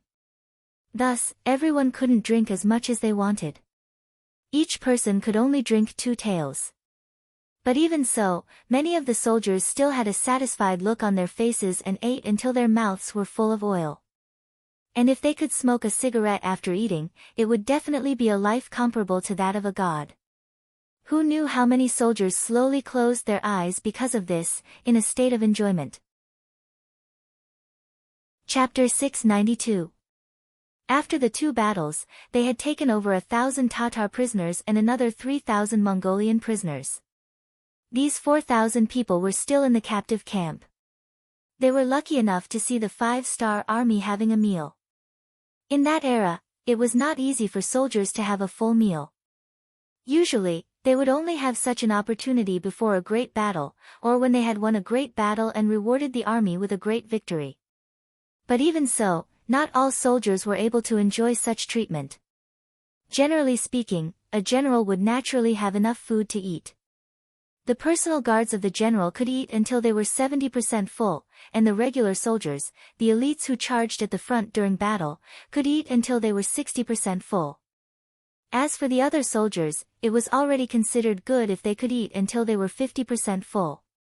It was often shown on television that the Mongolian army would eat mutton wherever they went. It was very appetizing. However, that was only for the generals. Normal soldiers could not enjoy such treatment. The soldiers could pick up the leftovers from the general's table. They could even chew on the bones. Normal soldiers could not even think about it. The people of that era were really poor. They only had 2 meals a day. Being able to fill their stomachs was already not bad. However, what they saw today was that almost all of the 5-star army soldiers, no matter if they were generals or normal soldiers, no matter if they were in charge of logistics, they could all eat until they were full. Even the captives who had not made up their minds had food placed in front of them so that they could eat as much as they wanted. This scene after scene shocked the captives. Some of the Mongolian soldiers who were smart among the captives took the initiative to greet some of the friendly Mongolian soldiers who were also part of the 5-star army. They used the chance to get close to them and ask some questions that they did not understand. Alright, we all know what you guys are thinking. Let me tell you, in the 5-star army, as long as we fight and train hard, we do not need to worry about food and drink. Not only that, after we eat and drink, we still have food for our minds. Look, this thing in my hand. Look, it can smoke. It is called a cigarette. What is a cigarette? Is it tasty? The Mongolian captives who saw it for the first time were interested. Of course you can't eat it. This thing is for sucking and smoking. Look at me. While speaking, the soldiers of the 5-star army took a light puff of their cigarettes. Then, they put the cigarette into their mouths. After inhaling a portion of it, they slowly spat out a portion of it. They looked extremely satisfied. Aya, this thing is very interesting. Can you give me one to try? One of the captive soldiers asked curiously. That won't do. This thing isn't for normal use. It can only be earned during military exploits. Hee, in this battle, I killed 4 enemies and injured 1. According to the rules, I can get 45 cigarettes, which is more than 2 packs. If I save some, it will be enough for me to live freely for a while. Ha ha ha. After saying this, the warrior turned around and left.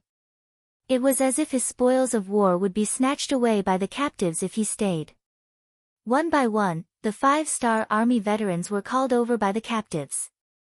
After showing off for a while, they turned around and left. Did you think that these veterans were so kind as to chat with the captives? They were only doing so because they had military orders and wanted to satisfy their vanity. However, it was this kind of teaching that greatly stimulated the captives who had no choice but to lower their heads. Originally, they had no choice but to surrender in order to survive. But now, it seemed that there was no harm in surrendering. It might even be a new hope in life. Yang Qindong didn't care about the captives. He firmly believed that the environment could change a person. His attention was focused on the situation in front of him. This time, he had defeated the Mongolian army with a large number of firearms. Presumably, the news of him coming to the prairie could no longer be hidden. In addition, he had defeated Harer's 5,000 cavalry. In the outside world, there should be a lot of people paying attention to him. Since that was the case, he might as well not play hide and seek and stand out. Since he was going to make it public, Yang Qindong decided to take his first step in the prairie and build a city.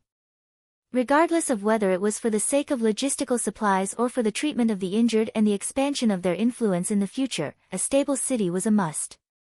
After standing in front of the sand table for a long time, he pointed to the land of Arakumaki that he had been studying for a long time. Arakumaki, in the Inner Mongolia Autonomous Region, Shi'i, and Ji Rengaole. According to Chindi's book, Emperor Taizu wrote, Arakumaki Wandong, Luji na Tunshin, Mur Sutua, Hahai Laoyan, Ajar Havandu, Ha Laoj Lu and other places. Thou shalt reside there. From these records, Arakamaki was located in the easternmost part. Occupying this place was equivalent to having a residence. Moreover, it was also very close to the Baiming realm. In the future, no matter where he decided to extend his tentacles, it would be much more convenient. Most importantly, with a foundation, no matter what he did in the future, he would have fewer worries. What kind of people are there in Arakamaki? Pointing to the sand table, Yang Qindong asked Su Yunsheng, who was standing by the side. Reporting to the sixth young master, there are only about 500 Tatar cavalry there. You also know that the relationship between Baiming and the Walla is very tense. The closer we get to them, the more scarce our resources are. In order to survive, many of the people here have already moved away. Now, other than the cavalry, there are only about 1,000 Mongolian people. 1,000 people? That's too little. When we need to build a city, I'm afraid we won't even be able to find workers. However, this is the only thing we can do. Right, you've been to Arakamaki, right? How was the environment there? Although Yang Qindong felt a little regretful, how could there be anything perfect in the world? Su Yunsheng hurriedly nodded. Yes, young master, I've been there. There were originally walls there. Later on, when Ming Qingzu went north to conquer the grasslands, it was repaired. The foundation is not bad, and the area it occupies is not small. Once there are enough resources, there shouldn't be a problem to build a large city. Good, tonight you will lead the reconnaissance team to take over Arakamaki, then announce to the outside world that it is the territory of our mercenaries. Yang Qindong nodded, his aura becoming very firm. He had fought with the Tatar and Mongol tribes separately, and it had attracted the attention of many people. If he did not immediately send troops to take over Arakamaki, even if it was to monitor him, it would be occupied by other forces. At that time, if he wanted to take over Arakamaki, he would have to fall out with one of the parties. Before he had a sufficient foundation, it would be best to avoid war if he could. If the Vala, Tatar, Mongol, or even the northern Ming dynasty allied together to attack him, he was afraid that he would be exhausted to death with the few people he had. Yang Qindong gave the order, and Su Yunsheng did not ask any questions. He nodded and agreed. Yes, after dark, our reconnaissance team will move out. Tomorrow morning, when the sun rises, this news will be spread all over the grasslands. Good, you can go. Call the 3rd Division Commander Wu Sheng and Political Commissar Chen Bo over. Yang Qindong did not even raise his head, and continued to look at the sand table in front of him, as if he had thought of something. After a while, the 2 senior officers of the 3rd Division of the Cold Front appeared in Yang Qindong's tent. How is it? Are you feeling regretful that you didn't get to fight the last battle? As soon as he saw the 2 young officers with the rank of senior colonel, Yang Qindong pointed at them and asked jokingly. Hiding in the grassland was different from hiding in the forest. Without the protection of trees, hiding in the open grassland would naturally require a higher level of training for a cavalry unit to be able to launch a sudden attack. However, under Yang Qindong's theoretical guidance, Wu Sheng and Chen Bo still did as they were told. They had already achieved some results. It was still difficult to hide a division in the open grasslands, but it was possible to hide a company or even a battalion. Just think about it. When both sides were about to fight, a powerful enemy cavalry suddenly charged out from the ground. It was self-evident what the outcome of the battle would be. Thus, even though the 3rd Division of the Cold Front didn't make it to the last battle, they did not regret it. This was because they knew that the 6th young master's ambitions were far-reaching. There would be more battles to fight in the future. As long as they could train their troops to become stronger, there would be no lack of opportunities for them to perform. There are some regrets, but we believe that gold will shine. The 3rd Division of the Cold Front will always be the strongest cavalry unit. Political Commissar Chen Bo chuckled and said confidently. Yes, the 3rd Division of the Cold Front will always be the strongest. Commander Wu Sheng said with even more confidence. His expression was filled with determination. Good. Seeing the confidence of his 2 subordinates, Yang Qindong was very happy. His subordinates had to have this kind of spirit. They had to be invincible. Only this kind of army could become a true elite unit. Only this kind of army could win every battle.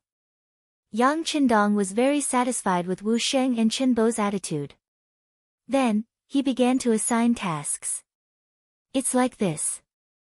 This time, I will teach you a very important and difficult mission. Cross the Daxing and mountain range, cross the Liao River and Songhua River to reach Hai Town. There, you will receive a large amount of military resources from Crimson City and rush back here. Pointing at the location on the sand table, Yang Qindong said, I want the 3rd Division to be like Monkey Sun this time. Create havoc in the sky and make the Baiming army in the new, Gan district not dare to say anything. If they try to stop you, you can use the banner of loyalty. If they still dare to stop you, you can teach them a lesson. How about it? Any questions? Chapter 693. In order to establish a foothold in a place, military supplies and logistics were always the most important. Humans couldn't live without eating, drinking, and defecating. In an environment like the grasslands where everything was lacking, it was obviously unrealistic to obtain materials locally. They could only rely on transportation. Opening up a sufficiently safe logistical path was one of the most important things at the moment. After thinking about it, Yang Qindong finally chose the new, Gan metropolis for this logistical path. Although there were many Baiming army stations there, they had been closed off for a long time and didn't have enough strength. Such an army wasn't difficult to deal with. As long as the 3 divisions completed their mission well, they were completely confident that they could open up a safe passage. As long as there were no problems with logistics, Yang Qindong was confident that he could build a new city in the grasslands in the shortest time possible. A new city with great influence and far-reaching influence. When that time came, conquering the forces in this area would be twice the result with half the effort. As for how to intimidate the Baiming army stations in the new, Gan metropolis with thunderous might, Yang Qindong thought about it and finally decided that the task would fall on the 3 divisions of the Lengfeng division. This was currently the strongest army under his command. Only they could have a powerful deterrent effect. In the face of such a powerful force, any schemes and tricks would be useless. Without waiting for the 2 divisions to make a decision, Yang Qindong added, this mission is extremely important. If you have any questions, you can raise them. But once you agree, you must complete the mission perfectly. This cannot be discounted at all. Once the mission is completed, I will record it as a great merit. If the mission is not completed well, or if there are any accidents with the supplies, then you should prepare to be demoted. You will be directly sent to Beta Persei's logistics camp to be a cook. This was a complete demotion. Making a division commander a cook, this kind of punishment could be said to be heavy. Wu Sheng and Chen Bo couldn't help but be stunned, but they quickly recovered and said in unison, 6th young master, please don't worry. We will definitely complete the mission perfectly. If we can't do it well, we don't need to be cooks anymore. We'll just offer our heads. Wu Sheng was a standard soldier. The bigger the battle, the more excited he was. It was understandable that he would say something like that. It was also in line with his usual style of doing things. As a political commissar, Chen Bo was full of scholarly aura. Unexpectedly, he could say such words, which surprised Yang Qindong. He looked at the 2 of them carefully and nodded after a long time. Okay, I'll remember your words. Young Master Ben is looking forward to your next performance. Pack up and leave early tomorrow morning. Chen Bo's performance really made Yang Qindong's eyes light up. He even thought that since this person's character was so determined, then he should test him a little more. If there were no problems, then this person could be trained as a military supervisor in the future. It seemed like a waste for such a hot-blooded officer to become a political cadre.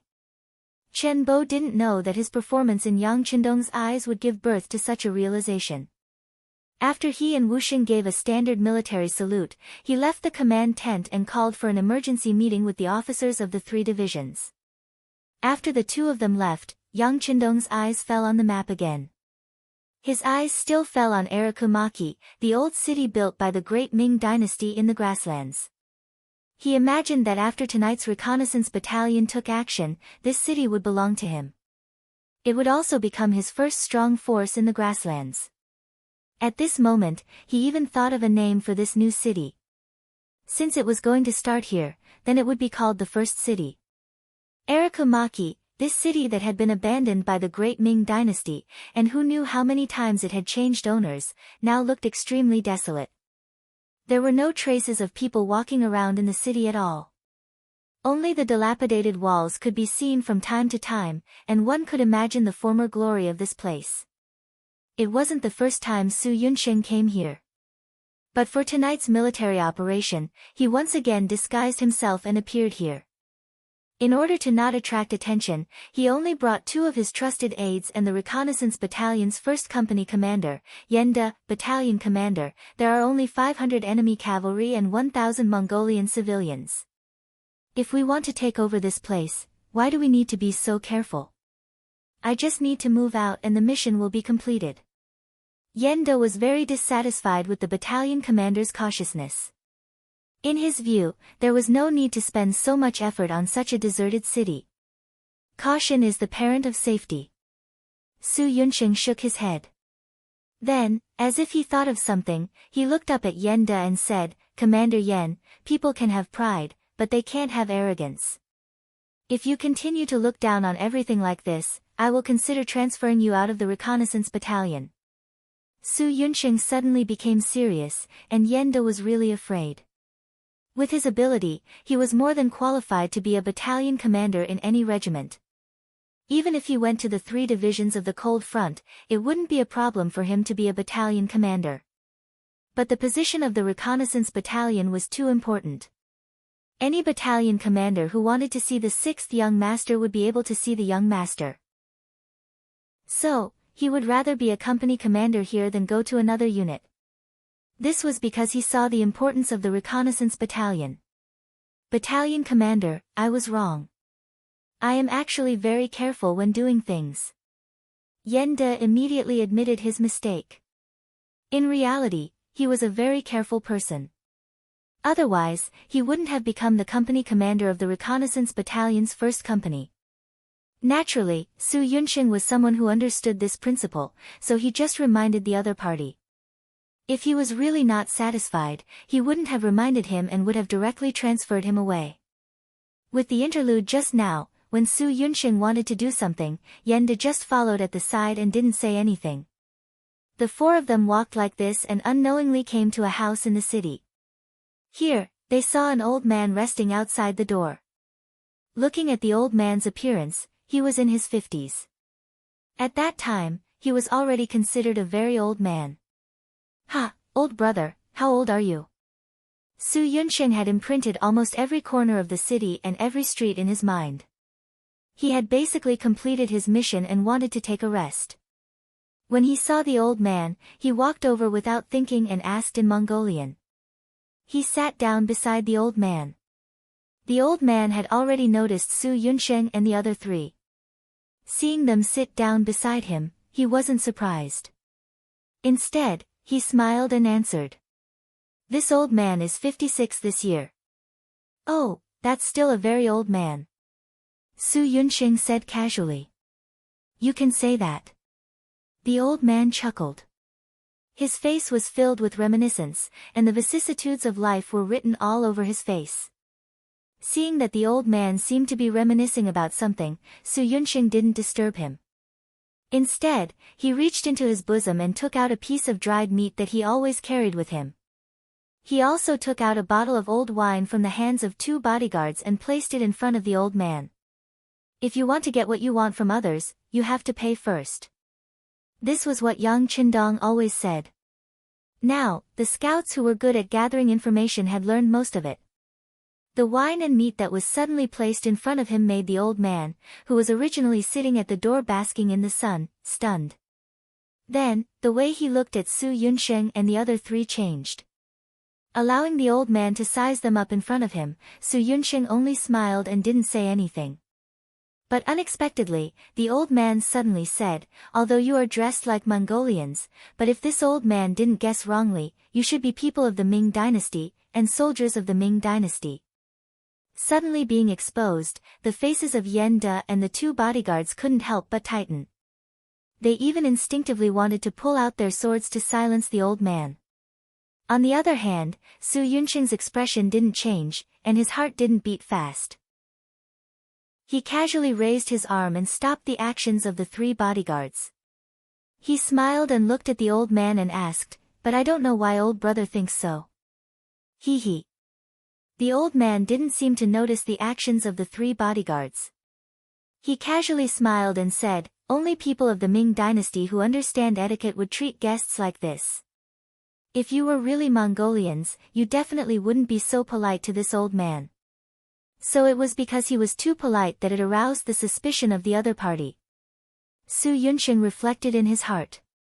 Should the scouts learn to be more domineering when they go out to do things in the future? While his heart was still thinking about this unintentional loophole, the old man spoke again, "Although your Mongolian can be considered authentic, but let's talk in Chinese." AI, speaking of which, I haven't spoken Chinese in a long time. Oh. Old brother is also a Han. Su Yunqing's interest was immediately piqued. After all, other than his comrades, to be able to meet a fellow Han here was still very delightful. I can be considered half Han. My father was a Ming dynasty man. Later on, he met a grassland woman and settled down here, giving birth to me. The old man said somewhat embarrassedly. After all, in that era, if one's blood wasn't pure, then one was a mixed blood. People would look down on them. I see. Su Yunqing didn't have any intention of looking down on the old man. On the contrary, he was very curious about the old man's behavior in front of him. He had a feeling that this old man had some stories. "Old brother, I wonder if you can tell me your name." "Name?" the old man said meaningfully. Then, he sank into his memories for a while before saying, "This old man's Mongolian name is Zhang Shibao, Han name is Zhang Shibao. So it's old Master Zhang. Nice to meet you." Su Yunqing very politely clasped his fist and didn't mention the old man's Mongolian name. He only said that it was a Han name to express a kind of closeness. Then, he said something that shocked Yen De and the two bodyguards behind him. "This little one's name is Su Yunqing. I'm the battalion commander of the mercenary scouts under the Duke of Loyalty." Su Yunqing actually directly revealed his identity. This was definitely not allowed by the rules of the scouts. Unless it was one of their own, as a scout, he absolutely couldn't reveal his identity. As the battalion commander, it was impossible for Su Yunqing not to know this. But he still did so. Naturally, Yen De and the two bodyguards were puzzled and puzzled. Chapter 694.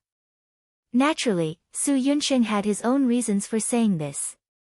First, he found that this old man named Zhang Shibao was very honest. Otherwise, even if he saw through it, there was no need to say it. Because sometimes, a wrong word could cost one's life. Secondly, he felt that Zhang Shibao still had a good impression of him, or rather, of Ming Ren. Third, even if he made a wrong judgment, he was confident that he could make the other party stay and not let the news of him appearing here spread. Since that was the case, there was no harm in directly revealing his identity. It had to be said that Su Yunqing's courage was quite big, and this time, he made the right bet. Just after he reported his true identity, Zhang Shibao changed his unhurried expression and suddenly said with a shocked expression, "The Duke of Loyalty and Courage of the Great Ming Dynasty?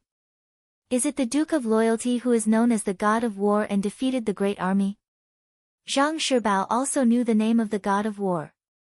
At that time, Yang Qindong had won against many and defeated Yi Xian. Because of this, his name was spread throughout the Mongolian grasslands.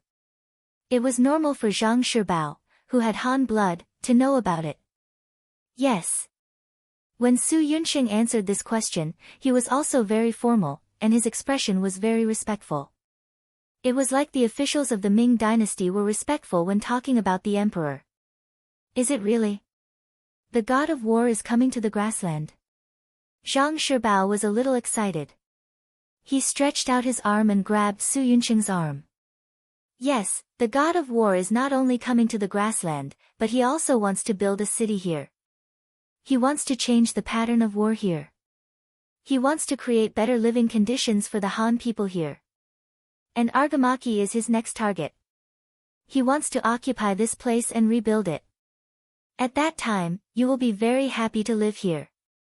Su Yunqing felt that Zhang Shibao was really excited, so he simply told him about his mission and Yang Qindong's current goal.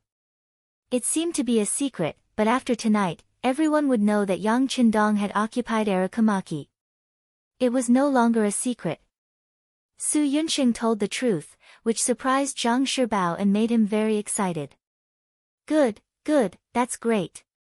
After saying, good, 3 times in a row, Zhang Shibao's eyes actually held a trace of tears. Obviously, this news really made him very excited. Su Yunqing was also excited and happy as if he had been infected. Look, this was what the people wanted.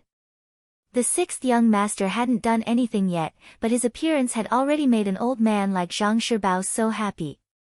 Once a big city was built here, there would be even more people who would be happy. Once he had the support of the people, what was there to worry about? That's right. With the arrival of the war god, the future of the Han people will be much better. As long as they abide by the law, they will be able to live a better life than before. This should be what everyone wants to see. Su Yunqing nodded and continued with the idea of praising the 6th young master. Zhang Shibao's eyes lit up when he heard that. Then, he repeated thoughtfully, can the Han people really live a good life? Of course. You don't understand the war god. He has always been merciful to his enemies, but he is very good to the Han people. I'm afraid you still don't know that the former Jiaoji and Lansang kingdoms are now under the rule of the war god. The Han people there received a large amount of land and their lives are better than before by 100 times. If you have the chance to go there and take a look, you will see that the Han people's faces are filled with all sorts of smiles. That is happiness from the bottom of their hearts. A large amount of land that belongs to them. Zhang Shibao continued to repeat. His eyes revealed a look of yearning. Yenda and the 2 soldiers saw this and couldn't help but feel happy. This was because they also had a part to play in this matter. Just when the 5 of them were immersed in the hope of a beautiful future, Zhang Shibao's thoughts suddenly returned to reality. He looked at Su Yunqing and said, you guys should be here to act as the vanguard and prepare to occupy this place. Have you guys thought of how to deal with the Mongol cavalry? Also, how can we prevent them from destroying the spring in their desperation? Su Yunqing was about to confidently say that it was just 500 unguarded cavalry. Their reconnaissance unit would naturally be able to take them down easily. However, when he suddenly heard about the spring, his face was still filled with shock. Spring? What spring? You guys don't know. Zhang Shibao also looked at Su Yunqing and the other 3 with a puzzled expression. This. I really don't know. Please tell me, Elder Zhang. Su Yunqing's face was a little red as he lowered his head. Speaking of which, although the reconnaissance unit was powerful, it wasn't as pervasive as the security bureau. In addition, Yang Qindong had just given the order to take down Alakumaki, so it was reasonable that he didn't fully understand the situation here. This, actually, is not a big secret. However, not many people know about it. Alakumaki City, there is a spring here.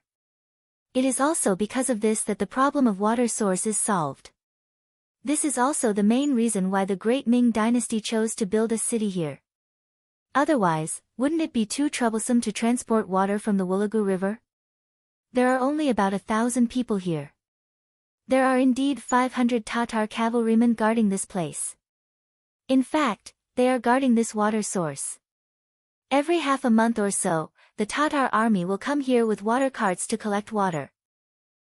The 500 cavalrymen here are prepared for this. From Zhang Shibao's words, Su Yunqing learned of another big matter. He also knew that tomorrow, the Tatar army would come to collect water. This unexpected news shocked Su Yunsheng. He suddenly felt that he knew too little about this place.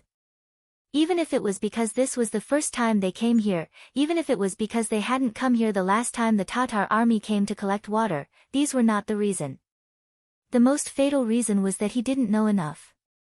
His meeting with Zhang Shibao was just a coincidence. However, he unexpectedly received this news, which was enough to make Su Yunsheng feel that this trip was not in vain. If not for this matter, he would have brought the scouts here. It was very likely that he would have given the Tatar cavalry a chance to destroy the water source and the spring. Once they poisoned it, who knew how long it would take for the spring to be digested and for the people to drink it with ease. After Zhang Shibao knew that Su Yunsheng represented the god of war, he told him everything. When it was almost dusk, Su Yunsheng left.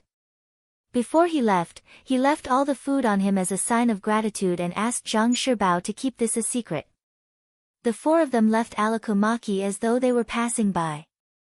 Because there were only four of them, even if the Tatar cavalry in the city saw them, they didn't pay much attention. This was because strictly speaking, Alakomaki wasn't under anyone's influence and no one wanted to forcibly occupy this place. After Su Yunsheng and the other three left Alakomaki, they immediately rushed to the command center. After dinner, they appeared in the headquarters. Su Yunsheng hurriedly went to the command center to meet Yang Qindong. The matter of the spring was also somewhat out of Yang Qindong's expectations. Before this, he didn't receive any relevant information.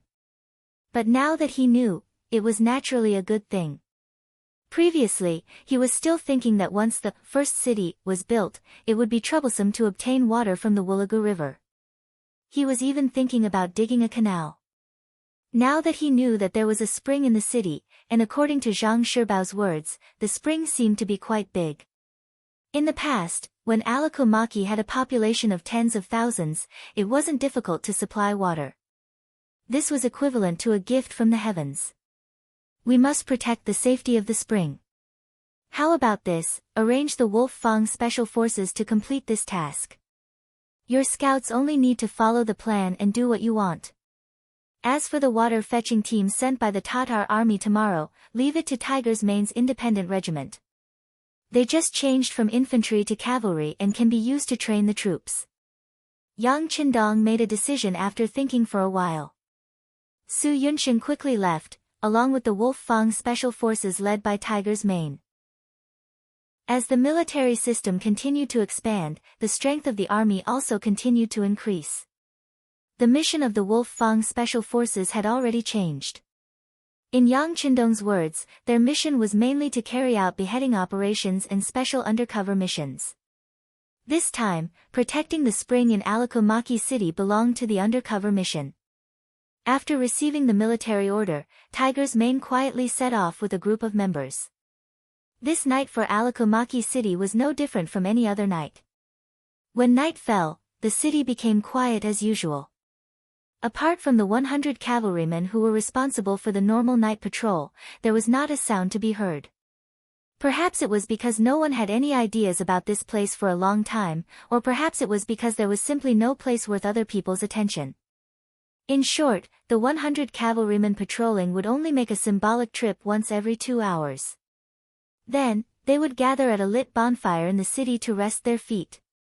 An almost abandoned city, a city without many citizens, a city without many resources, a city without a very good geographical location.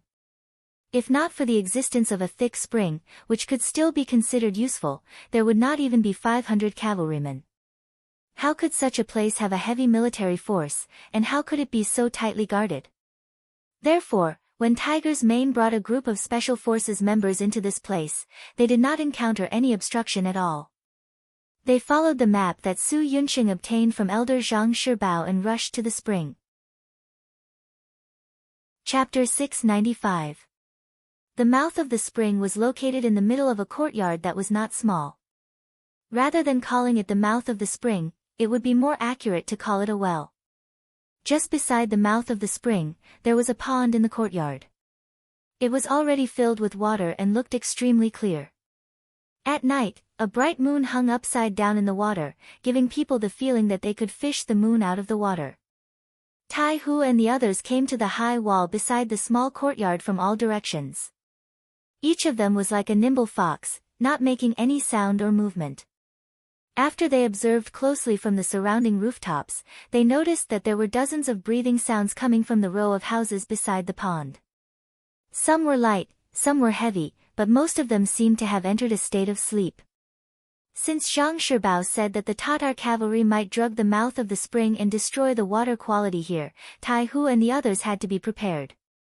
With a signal, the 20 members divided into different directions and began to divide the work. Some of them continued to monitor with their guns, some began to enter the small courtyard or the various exits near the mouth of the spring, and some had already jumped off the rooftops and approached the row of houses where the breathing sounds were coming from. Skinny Monkey was the most agile member. He was the first to arrive in front of the houses. Unknowingly, a weapon similar to a modern grenade had appeared in his hand. This was not a normal grenade, but a smoke bomb. Once it was fired, it would release a pungent smell, causing people to lose their ability to judge for a certain period of time and lose more than 70% of their mobility. Skinny Monkey was the first to arrive, followed by King Kong, Violent Ape, and the others. Each of them guarded a door, holding a smoke bomb in their hands. When all of them were in place, they looked at each other and 6 smoke bombs were suddenly thrown from the windows into the 6 rooms. In the silent night, the smoke bombs made a sound in unison. Oh, puff, ah, choke. About 4 to 5 seconds later, there were bursts of shouts, curses, and screams coming from the houses. These sounds should have been like thunder in the silent night, but the sound of the cavalry charging at the city gate covered everything, so the sounds made here did not attract too much attention from the outside. Even though no one was paying attention, it didn't mean that the members of the special forces would go easy on them. On the contrary, their attacks began at the same time. The smoke grenades emitted a pungent smell, causing the Tatar cavalry to rush out of their rooms. Then, like dumplings, they were knocked out one after another.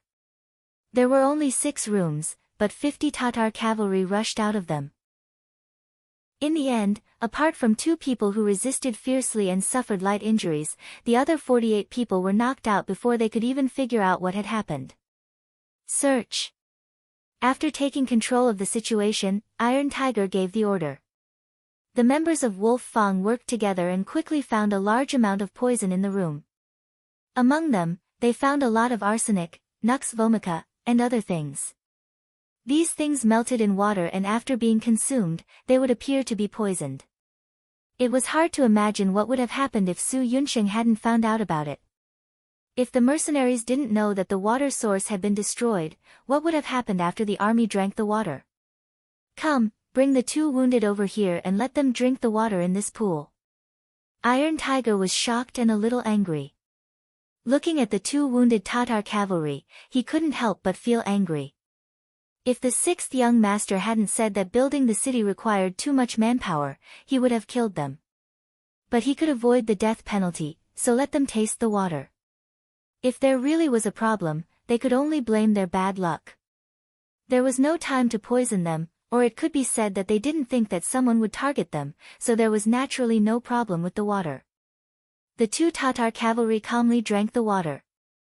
Seeing that everyone was safe, Iron Tiger let out a sigh of relief. He ordered his men to guard this place and not allow anyone to come close without orders. On the streets of Arakamaki, the sounds of killing had already become one. When the appointed time arrived, the cavalry of the reconnaissance unit began their attack. The first to be attacked were the 100 Tatar cavalry responsible for tonight's night watch. They thought that it would be an ordinary night like any other. But no one expected that the enemy would suddenly appear. While they were still far away, the sound of arrows piercing through the air could be heard. Most of the Tatar cavalry didn't even have time to react before they were injured. A few of the cavalry reacted faster. They had just mounted their horses when they were surrounded by at least 3 or 4 scouts. After a round of wild attacks, they were injured and fell off their horses. Yen Do was responsible for leading a company of scouts to deal with the sleeping Tatar cavalry. Even though Yen Do only had 100 soldiers under him, they had attacked suddenly, taking advantage of the element of surprise. By the time Yen Do launched his attack, most of the enemies were unarmed. The result of this battle was naturally easy for Yen De to take down the enemy easily. This battle really wasn't worth writing about. The enemy's strength was weak. If they were strong soldiers, they wouldn't have been assigned to guard a meaningless city. It was another surprise attack. From the beginning to the end of the battle, less than an hour had passed. Of the 500 Tatar cavalrymen, only 4 were killed because of their fierce resistance, and 30 were lightly injured in the resistance. The rest were all alive. Arakamaki had changed hands at this moment. A shining signal flare rose into the sky. Yang Qindong, who was waiting in the distance, led the main army to move towards Arakamaki. From today onwards, the first city that was under construction would become their headquarters in the north. The 3 divisions of the Cold Front Division didn't go with the main army to the future first city. Instead, after a good night's rest, the army suddenly retreated east the next morning, heading towards the new, Gandusi region. They had a new mission, to open up a new logistical supply line. If anyone dared to threaten them on this road, they would end up dead under their spears and swords. Arakamaki had changed hands. The delay in the news and the fact that none of the 500 Tatar cavalry had a chance to escape caused this news to be completely sealed and not spread. Outside the city, the Tatar team sent out to pull water appeared. At that time, the grassland was still very rich in water plants. There was no environmental pollution, and because of the small population, it was not wantonly exploited. In fact, there was no shortage of water sources. It was just that the spring water in Arakamaki's city was better and more delicious. Therefore, some Tatar nobles were still very used to drinking the water here, and there was a matter of fetching water once every half a month. Not only was the water quality of the spring good, but the amount of water was also sufficient. No one knew where it was connected to, but it gave people a feeling of inexhaustible. Every time, the caravan that came to fetch water became very large. Looking at the place where the independent regiment was lying in ambush, the number of caravans was more than 200. It could be said to be majestic, like a long dragon. Wow! What a huge team! Using binoculars, Tiger Mane saw the approaching caravan from afar inside. At the same time, his eyes were shining. He was afraid that there would not be many people coming. If that was the case, there would be no meaning in fighting. Reporting to Commander, the scouts report that the enemy has a total of 200 carriages, 5,000 civilians, and about 1,000 cavalry. Deputy Commander Xian Honghai lowered his voice and came to Tiger Mane's side to report. Xian Honghai, the deputy commander of the independent regiment, was from Chichen City. He had been an auxiliary soldier, Cold Front squad leader, platoon leader, and company commander. Later, because of his courage and calmness, he was chosen by Yang Qindong and transferred to the independent regiment to assist Tiger Mane in his daily work. Because of Tiger Mane's multiple identities, when he was not around, Xian Honghai was mainly responsible for the regiment's work. Only 1,000 cavalry. Tiger Mane, who was originally eager to give it a try, was like a deflated balloon. His fighting spirit was reduced by half in an instant. He originally thought that it would be the enemy cavalry, but he did not expect that there would be 5,000 civilians. In this way, this battle really did not have much of a start. If they were not evenly matched, it would not show the strength of the independent regiment, right? This was the difference between mercenaries and other armies. Other people were afraid that the opponent was too strong and would be dangerous when fighting. However, when it came to mercenaries, they despised the opponent for being too one-sided. It would not be satisfying to fight, and it would not show their strength. With only 1,000 cavalry opponents, Tiger Mane felt dispirited. When he looked at Xian Honghai, who was unusually excited, he decided to do him a favor. Alright, Deputy Commander Xian, the command of this battle will be handed over to you. But remember, the 5,000 civilians cannot be hurt. Young Master wants to build Shur City, so he needs a lot of manpower.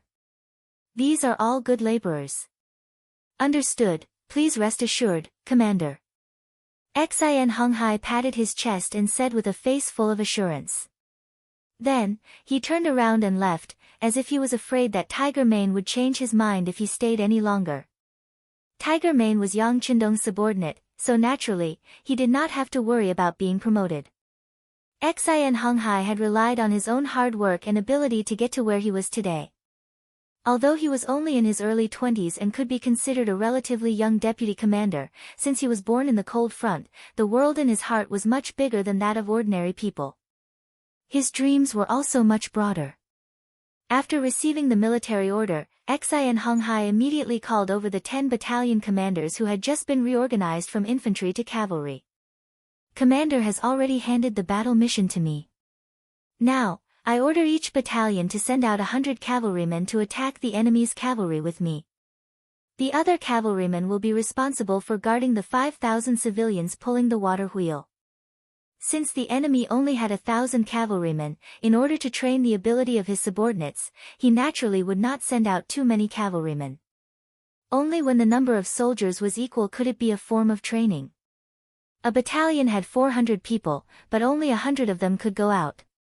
This made the 10 battalion commanders somewhat unhappy. 2 of the young and energetic battalion commanders clamored that they would send out their own battalion to ensure that they could deal with the enemy's 1,000 cavalrymen. Chapter 696.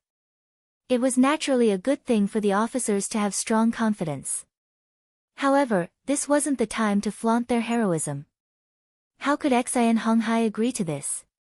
With one sentence, if anyone dared to speak out of turn, even the mission of 100 men would be cancelled. Sure enough, the battalion commanders became well-behaved. So be it, it was better than not sending anyone. The battalion commanders followed Xian Honghai's instructions with the idea of training their fighting spirit through actual combat.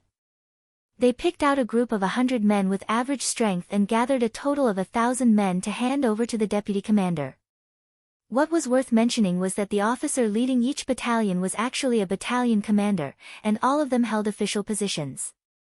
Xian Honghai naturally noticed this scene, but he didn't say anything. The officers below also wanted to go on the battlefield and kill the enemy. He naturally couldn't refuse. After all, wasn't he also leading the troops? The caravan in the distance was getting closer and closer.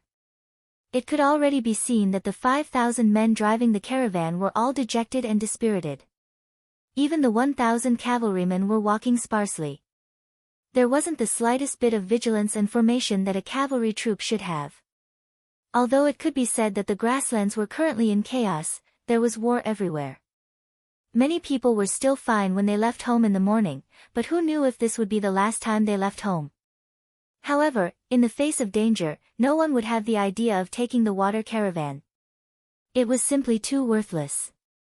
It was too much of a loss to pay the price for these things. Even the common people knew that they shouldn't do things that were unprofitable, let alone a cavalry troop. Therefore, when the independent regiment suddenly appeared and Xian Honghai led 1,000 cavalrymen to kill from the side, the 1,000 Tatar cavalrymen looked at them as if they hadn't woken up from a dream. They looked at them as if they were looking at an idiot. It was as if they were saying, "Are you kidding me? We're just a caravan. You want to steal from us? Enemy attack! Enemy attack!" The leading Tatar Chiliarch only stared blankly for a moment before he reacted. He then pulled out his saber and shouted loudly. He intended to summon the morale of the army back in the shortest time possible. Kill! At this moment, Xian Honghai and his 1,000 cavalrymen were already less than 150 meters away from the Tatar cavalrymen. As the general leading the team, he shouted as he took out his bow and shot an arrow at the nearest target. He didn't use a flintlock because Xian Honghai didn't think it was necessary. Since they were cavalrymen, archery was still the best choice for long-range weapons. This was also a form of training for the troops. Following Xian Honghai's arrow, the countless independent cavalry around him also knocked their bows and shot forward. Dozens of Tatar cavalrymen had nowhere to hide and were hit by the arrows and fell from their horses. However, even more of the Tatar cavalry managed to escape with the speed of their horses. At the same time, they began to shoot arrows, threatening and killing the opposing cavalry. The cavalry of the independent regiment was made up of the original auxiliary soldiers and the captive soldiers of the Ming army of New, Urgan Dusi. Among them, it wasn't that they didn't have horse riding skills in the past. They were just ordinary soldiers who hadn't undergone strict training.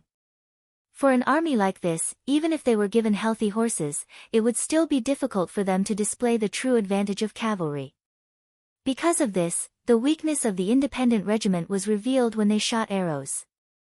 Facing the Tatar cavalrymen who grew up on horseback, both sides shot at each other. After a short while, the unprepared Tatar cavalryman began to gain the upper hand. Out of the corner of his eyes, he saw his own soldiers being shot by arrows or falling off their horses. In a short period of time, about 100 people were injured or died in battle. Xin Honghai clenched his teeth in heartache. He finally realized that his cavalry was still lacking in many aspects. "No, we can't go on like this." A voice sounded in his mind. Xin Honghai was very clear about the strength of his cavalry. Most of them were like ducks being forced to perch on a perch.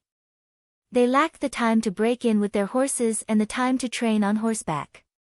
Especially when it came to archery.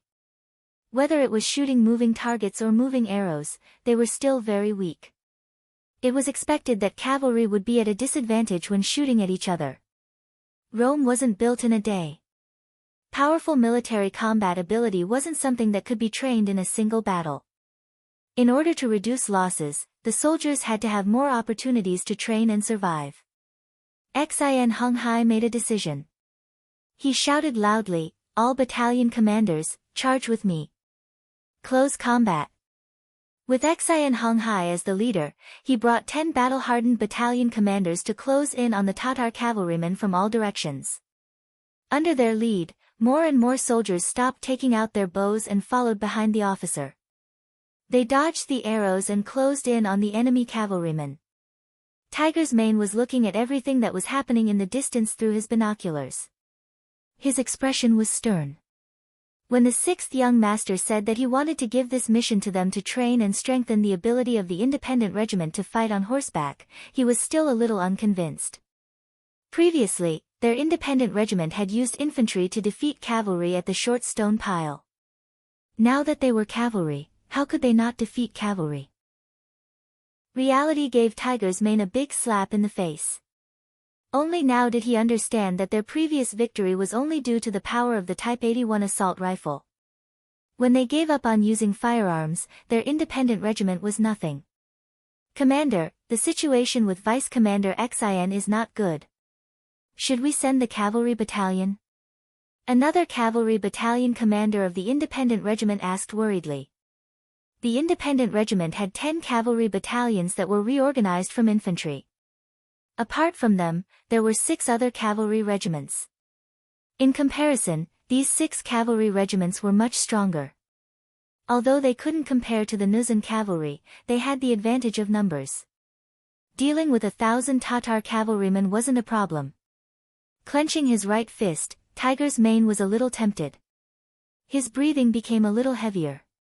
But after a while, he exhaled and said, "No need. An army has to go through hardships and risks in the end. If they are always under protection, this kind of army will never be strong." Tiger's Mane didn't order the main force to go out and help. This was because he knew that an army that hadn't undergone a transformation wasn't a strong army. It was also because he believed in his vice commander, Xin Honghai. He believed that he would be able to obtain the final victory. Not letting Tiger's Mane down, Xin Honghai really did give up on long-range attacks when he discovered that the situation wasn't good. He changed to close combat. He relied on the incomparably sharp saber in his hand to shorten the gap between the two sides. When Xin Honghai brought his 10 battalion commanders to the front of the Tatar cavalry, the saber in his hand continuously swung down. The enemy's cavalry formation that had just gathered was scattered. The advantage of archery was suppressed. Taking advantage of this opportunity, more and more of the independent regiment's cavalry rushed over. The situation began to turn in their favor. The soldiers of the independent regiment couldn't be more familiar with the saber training. When they didn't have warhorses, one of the things they had to do every day was to hack their saber 1,000 times a day. Because of this, countless soldiers' right arms swelled up. Some even fainted on the training ground. Their hard work finally paid off. Under the supervision and urging of their commander, Tiger's Mane, vice commander, Xin Honghai, and other officers, the soldiers swung their sabers quickly and powerfully. Now that they had changed to close combat, their hard work finally paid off. Ding ding dang dang. The sound of metal colliding rang out. Weapons collided with weapons, and the two sides that were previously suppressed entered a stalemate. This stalemate didn't last long. As the sabers continued to collide, cracks began to appear on the sabers of the Tatar cavalry. The quality of the weapons became the biggest factor that affected the outcome of the battle. Finally, after 7 or 8 clashes, the sabers in the hands of the Tatar cavalry began to break more and more. Both sides were riding horses, both were cavalry, and both sides were moving at the same speed. One side had weapons, while the other side only had a broken saber that couldn't threaten the life of the other side. The result was already predetermined. Retreat. Seeing the sabers in their hands break one after another, the arrogant Tatar cavalry's expression changed greatly. They turned around and fled. They had already seen 200 water carts and 5,000 civilians being controlled by the enemy. Knowing that the difference in numbers was too great, they finally decided to retreat. They had to inform the generals of this news. The Tatar cavalry fled. They used horse riding skills that were more skillful than the independent regiment's cavalry to escape. All that was left for Xin Honghai and the others were the horses' tails and the backs of the Tatar cavalry. Although the Tatar cavalry fled and the independent regiment seemed to have won, when the final statistics were tallied, they discovered that they had lost more than 100 soldiers and more than 300 were injured. However, the number of enemy cavalry that remained was less than 200. This was the first time since the establishment of the mercenary regiment that they had such a ratio of battle results and casualties. Of course, this was the first time that the results were the worst. Because of this, Xin Honghai brought 10 battalion commanders and more than 800 cavalrymen, who were either injured or uninjured, to the commander of Tiger Brilliance and asked for forgiveness. You don't need to ask for forgiveness from me. You should ask for forgiveness from the more than 100 comrades that have already died. With the same number of soldiers, you suddenly killed your way out and took the initiative. However, the battle was actually so tragic. You can conclude it yourselves. Tiger's man said with a cold face. After saying this, he brought the 200 water carts and the 5,000 civilians that he had just captured and headed to the beginning city. As the commander of the independent regiment, he had to bear the main responsibility for today's battle. He had to personally ask for forgiveness in front of the 6th young master. Aramadki had been officially renamed as the beginning city by Yang Qindong. After the name change, the city seemed to be glowing with youth. The city was bustling with activity. Chapter 697. Under Yang Qindong's orders, a large number of trees and stones were carried into the city. Temporary houses were either reinforced or uprooted from the ground.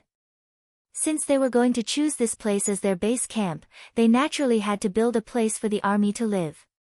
Rows of brave cavalrymen dismounted from their warhorses and became construction workers to build their own homes. Not only them, but the thousands of people in the city were also busy. Among them, except for the children, everyone else joined the army to build the city. The old men and young men worked with the mercenary soldiers and could earn 1 or 2 taels of silver every day. This was naturally a great temptation for them. Even the women entered the logistics camp to help cook. In this way, not only could they eat 3 meals in the army, but they could also earn half a tael of silver a day. This was an unprecedented good thing. For the thousands of people in the city, silver was a very distant thing. They almost did not have an impression of it. The daily necessities were the men hunting and the women mending clothes. They were barely able to survive and not starve to death. But now, the appearance of the mercenary army gave them new hope. They were already fantasizing that with enough silver, one day, they could buy the good things that they had always wanted to buy but did not dare to buy. Perhaps when that day came, they would also be able to live a decent life. Yang Qindong had never lacked silver. The creativity of Crimson City had surpassed any force. The Outer Heaven Trading Company had also become the richest trading company in the world. The rare goods from their hands had now been circulated to the 5 continents and 8 places. Even among some unfriendly forces, they did not openly exclude Yang Xie's goods. After all, there were some things that even the aristocrats and royalty liked. Once they were openly excluded, they would no longer be able to get the goods that they liked and the items that could make their quality of life reach a higher standard. As the saying went, it was easy to do things with silver. Yang Qindong firmly believed that when a large sum of silver was spent, it would attract more people to come to the beginning city, either to work or to settle here. It would not be long before this place would become a big city, a strong city. Since it was called First City, Yang Qindong had a certain idea and hope in his heart. He wanted to build this city into one of the largest cities in the vicinity. In order to achieve this goal, he had to expand the original area of the city to more than 10 times its original size. This required an astronomical number of workers. Just as he was thinking about the lack of manpower, Tiger's Mane arrived. Yang Qindong laughed heartily when he heard that. Very good. Arrange for them to start working immediately. Oh right. In order to let them put in all their strength to the maximum, you can tell them that if they perform well, not only will they regain their freedom, but they will also be paid several times more than outside. Yang Qindong seemed to be in a good mood. When Tiger's Mane agreed, he took the opportunity to talk about the performance of the independent cavalry on the battlefield. In the end, he even took the initiative to reflect on himself, saying that he had failed in his leadership and asked for punishment. The 10 cavalry battalions that were established after the independent regiment were not trained by Tiger's Mane. They were just ordinary soldiers from the Baiming Guards. In terms of military quality, they could only be said to be average. If not for the fact that he did not want to reveal his identity and whereabouts at that time, he was afraid that these people would have been released at that time. However, since they had stayed for such a long time, and after they understood the situation of the mercenaries, they also wanted to join. Yang Qindong naturally could not refuse. This gave them the opportunity to enlist in the army, and even become a glorious cavalry. However, a weak foundation was a weak foundation. This was an indisputable fact. This battle had already exposed too many of their weaknesses and shortcomings. Normally, if it were any other general, they would have given up on this kind of army. After all, training a qualified cavalry required a lot of energy and financial resources. Even training an excellent cavalry required more time and effort than training 5 infantrymen. However, since they were fated to join the mercenary army, Yang Qindong couldn't just leave them be, based on the principle of not giving up on them. After thinking for a while, he took the initiative to say, "How about this? I will give you a month. In this month, unless the situation is urgent, I will not arrange any combat missions for these 10 battalions. After a month, there will be an assessment. Those who pass can stay, and those who do not pass will be given a toll to leave the army." No matter what, these cavalry soldiers were still Han disciples. Just based on this point, Yang Qindong was worthy of giving them a chance. Tiger's Mane was originally worried that the 6th young master would be angry at their failure to fight and directly dismiss the soldiers who had just become cavalry soldiers. After all, in the army, survival of the fittest was too common. If that was the case, as the commander of the independent regiment, he could not say anything. Fortunately, the 6th young master still remembered their old friendship and promised to give his brothers a chance to become stronger. He immediately respectfully saluted, "Thank you, young master. I thank you on behalf of the 4,000 brothers." Ha! Seeing that Tiger's Mane was sincerely thanking him, Yang Qindong's expression turned serious and said, "What I want is not gratitude. I want them to stay after a month." Yes. Tiger's Mane saluted again and decided by vote. The order was passed to the army. When the 10 new cavalry battalions of the independent regiment heard the final decision of the 6th young master, many people's eyes were bloodshot. They knew that the best and possibly the last opportunity in their lives had come. An opportunity that could change their lives had come. Perhaps in the past, their abilities were really ordinary, or could even be described as very weak. But that was only because of the military rules.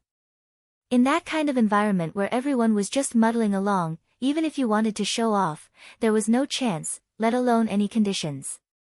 Think about it, an army that could barely fill their stomachs, what kind of strong combat power could they rely on?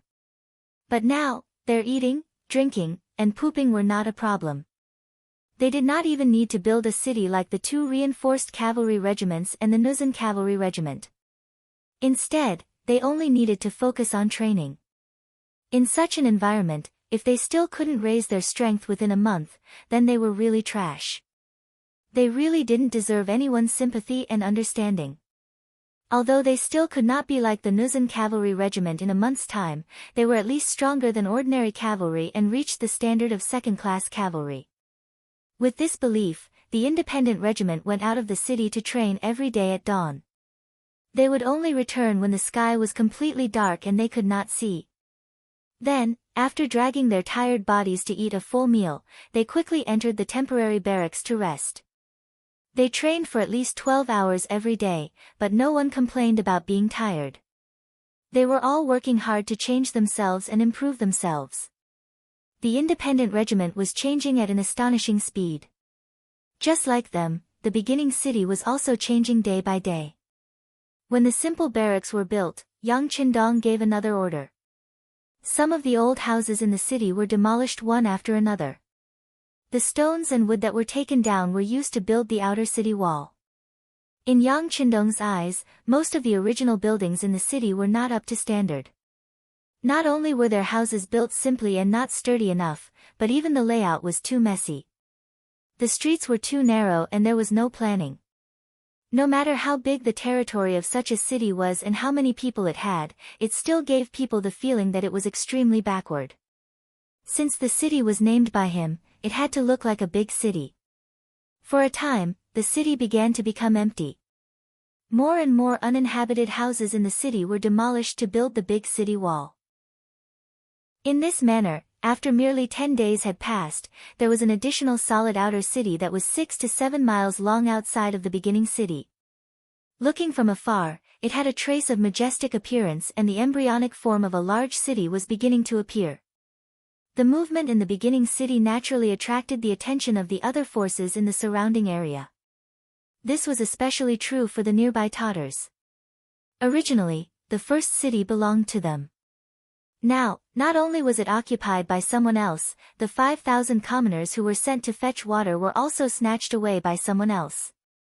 Out of the 1,000 cavalrymen that were sent out, about 200 of them had died.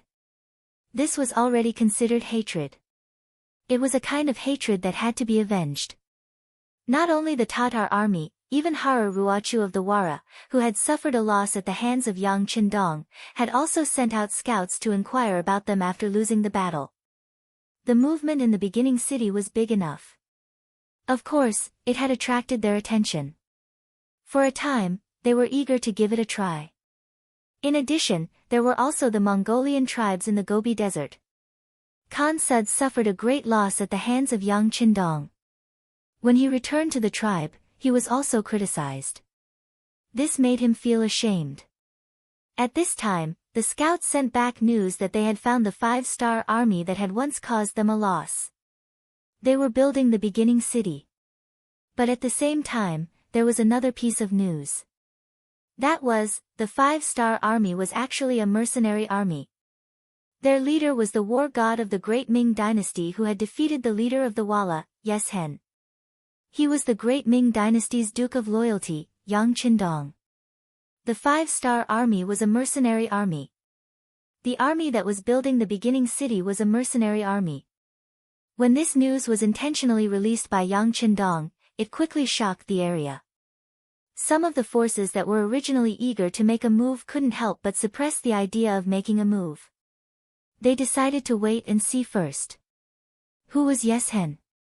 Presumably, there was no one in the grassland who didn't know about him. In the coup 3 years ago, this person defeated the great Ming dynasty's hundreds of thousands of main forces. At one point, he almost breached the capital of the great Ming dynasty. How glorious was that? However, such a powerful person with a powerful cavalry team was still defeated by a Han scholar in his early 20s.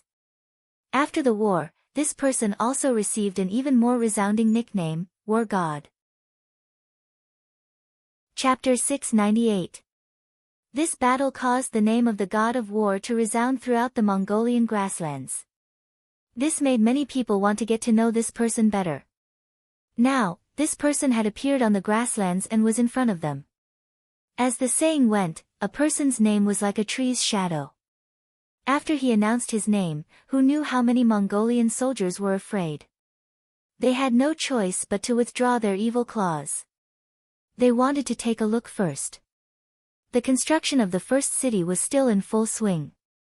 When Yang Qindong intentionally asked the reconnaissance camp to release the news that the mercenary army would purchase a large amount of wood and a large number of stones needed for the construction of the city, they would purchase them at a price 10% higher than the market price as long as they were sent to the first city and the materials were suitable.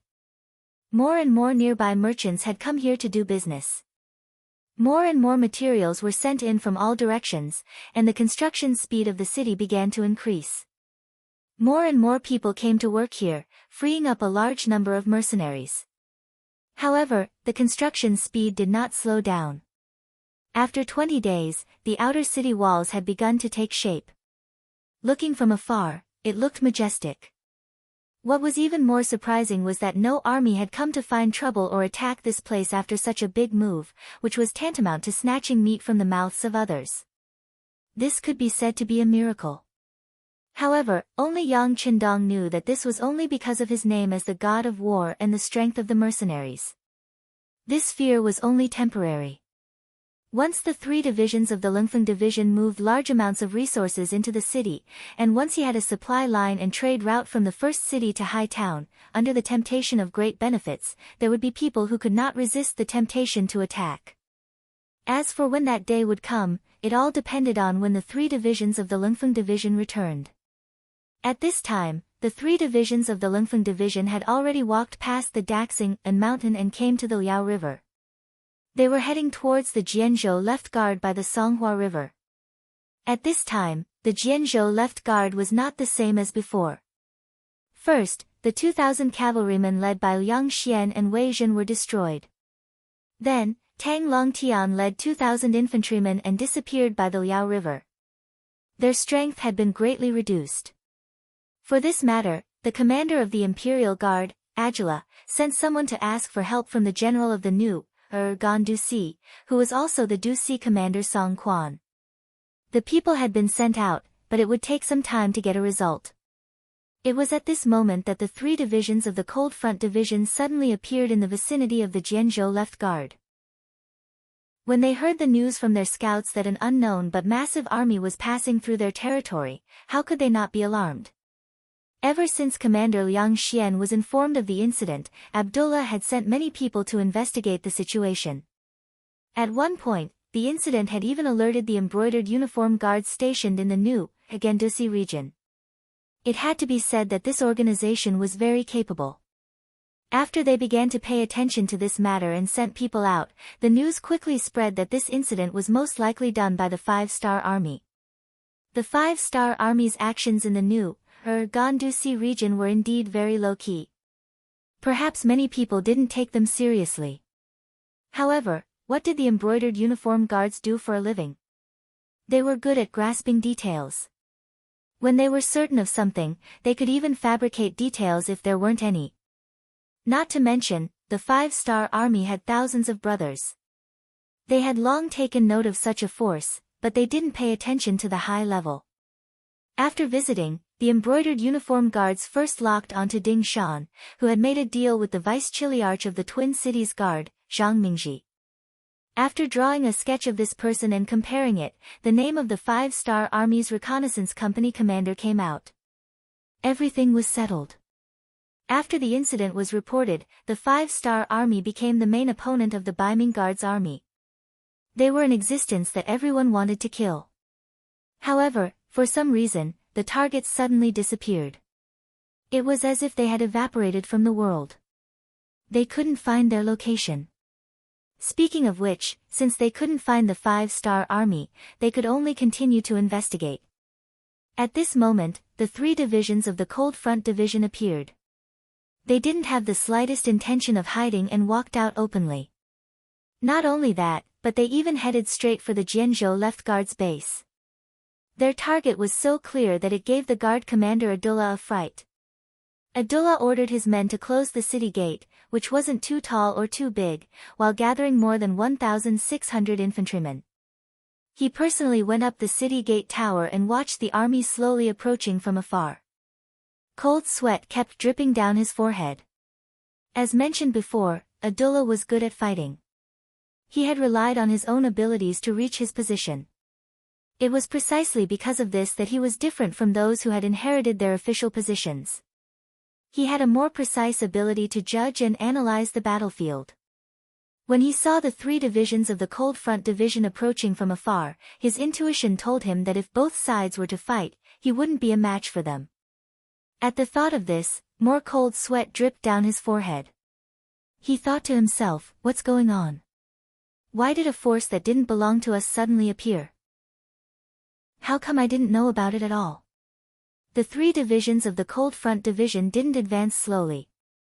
They were all cavalrymen, so they could maintain their speed to the greatest extent. In addition, Yang Qindong had ordered them to make a big fuss, so they didn't have to hide anything along the way. Their speed became faster and faster. The army that was still far away soon arrived at the foot of the Jianzhou Left Guard city. The 2nd Regiment, which was in charge of the vanguard, also arrived at the foot of the city and began to get into formation. Chen Bo, who was the regiment commander and the political commissar of the 3 divisions, was the first to leap out of his horse. When he looked up, he saw Abdullah looking at him from top to bottom. The 2 people's gazes met at this moment. After about a breath of time, Chen Bo took a loudspeaker that could be used as a loudspeaker and began to loudly shout, "The generals on the city walls and the soldiers of northern Ming, listen up. I am an officer of the mercenary army under the command of the Duke of Loyal and Bold of the Great Ming. This time, I came from afar without the slightest bit of malice. I just want to borrow your path. As long as you don't act rashly, your safety can be guaranteed." Chen Bo stopped after shouting this sentence twice. Under his signal, a bow, an arrow carrying a letter was shot up the city wall tower and landed at Abdullah's feet. The Great Ming Dynasty's Duke of Loyalty and Courage. Abdullah muttered something under his breath as he picked up the bow and arrow that had fallen to the ground. He then opened the letter and read it. The contents of the letter were even more detailed and confirmed what Chen Bo had said earlier. When the Great Ming Dynasty's Duke of Loyalty and Courage heard that the Walla in the north intended to invade the border, he had already arrived at the grasslands in the north. He wanted to build a rear base called Sure City there. However, considering the shortage of supplies, he needed a sufficiently safe logistical path. Thus, he chose the new, Gandusi area. The Jianzhou Left Guard city's defensive position happened to be on the chosen supply route. The introduction in the letter was quite detailed. It explained the cause and effect of the matter very clearly and also expressed a certain degree of goodwill.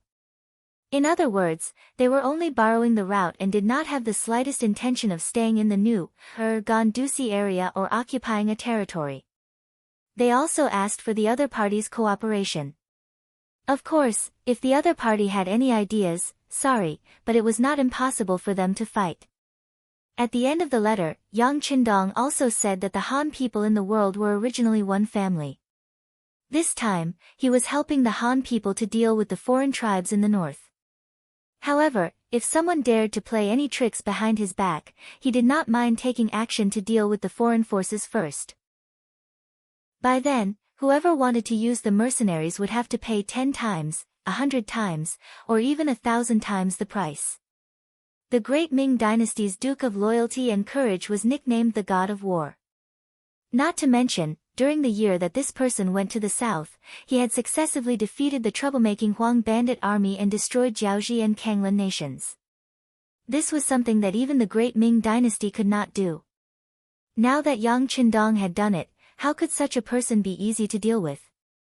Now that this person had appeared in his line of sight, Abdullah already had the feeling that he was no match for this person even before the battle started. Then again, he was only a commander of the Imperial Guard and his authority was limited. Such a major matter was not something that he could make the decision on. He still needed to seek instructions from the higher-ups and listen to their arrangements. Abdullah did not want to offend the other party, so he quickly replied, "General, this matter is of great importance. Please allow me to seek instructions from the higher-ups before making a decision. Of course, to express our goodwill, we will do our best to provide you with food during the few days that you are waiting. Is that all right?" The supplies needed to be prepared and shipped from Qiqian City to Hightown. It would take some time for them to be shipped by sea. What the Leng Feng's 3 divisions had the most now was time. What they needed to do was to make use of this free time to build up their invincible influence. Therefore, it did not matter where they stopped as long as they could intimidate the enemy. "All right, we agree. General, please make the application to the higher-ups as soon as possible." Chen Bo agreed on behalf of the 3 divisions. With a wave of his hand, the cavalrymen dismounted and began to set up camp 5 miles in front of Jian Province's left guard. Abdullah returned to the barracks from the city tower and immediately wrote an urgent letter. He then ordered his trusted aide to deliver it to the city where the commander was stationed. After that, he arranged for the soldiers in the barracks to send some extra food to the foot of the city in baskets. Speaking of which, after losing 2,000 cavalrymen and 2,000 infantrymen, they still had a lot of food left. The Leng Feng's 3 divisions did not hold back and arranged for their soldiers to receive the food at the foot of the city. They did not seem to be on guard at all, which showed that they had no ulterior motives. This made Abdullah feel more at ease. The fact that the other party was willing to accept the food meant that they were expressing their goodwill. In this case, the other party should not attack anymore. Otherwise, why would they go through so much trouble? Chapter 699. Food was sent out on time every day, and Abdullah would go up to the city tower to check on the situation. Not only him, but all the soldiers in the guard station were also paying close attention to the army below the city. As time went by, even the Baiming citizens in the city would use their connections to go up to the city tower just to see the army under the Duke of Loyalty's command. Everyone was shocked by what they saw. No one knew if it was intentional or not, but the next morning, the 3 divisions of the Cold Front Division began their military training and drills. The 3 divisions of the Cold Front Division had been expanded after the Battle of Liao River, and some of them were former soldiers of the Baiming Guard Station. They formed the 4th and 5th Battalions of the Cold Front Division with the veterans of the Cold Front Division. In other words, the 4th and 5th Battalions of the 1st, 2nd, and 3rd Regiments were all recruit battalions, and their combat strength was relatively weak. However, this was only in comparison. If they were to fight against the Nuzan cavalry, they would not lose out. There were a total of 6 battalions, and because they were newly formed, their combat strength was not up to the overall standard of the Cold Front Division.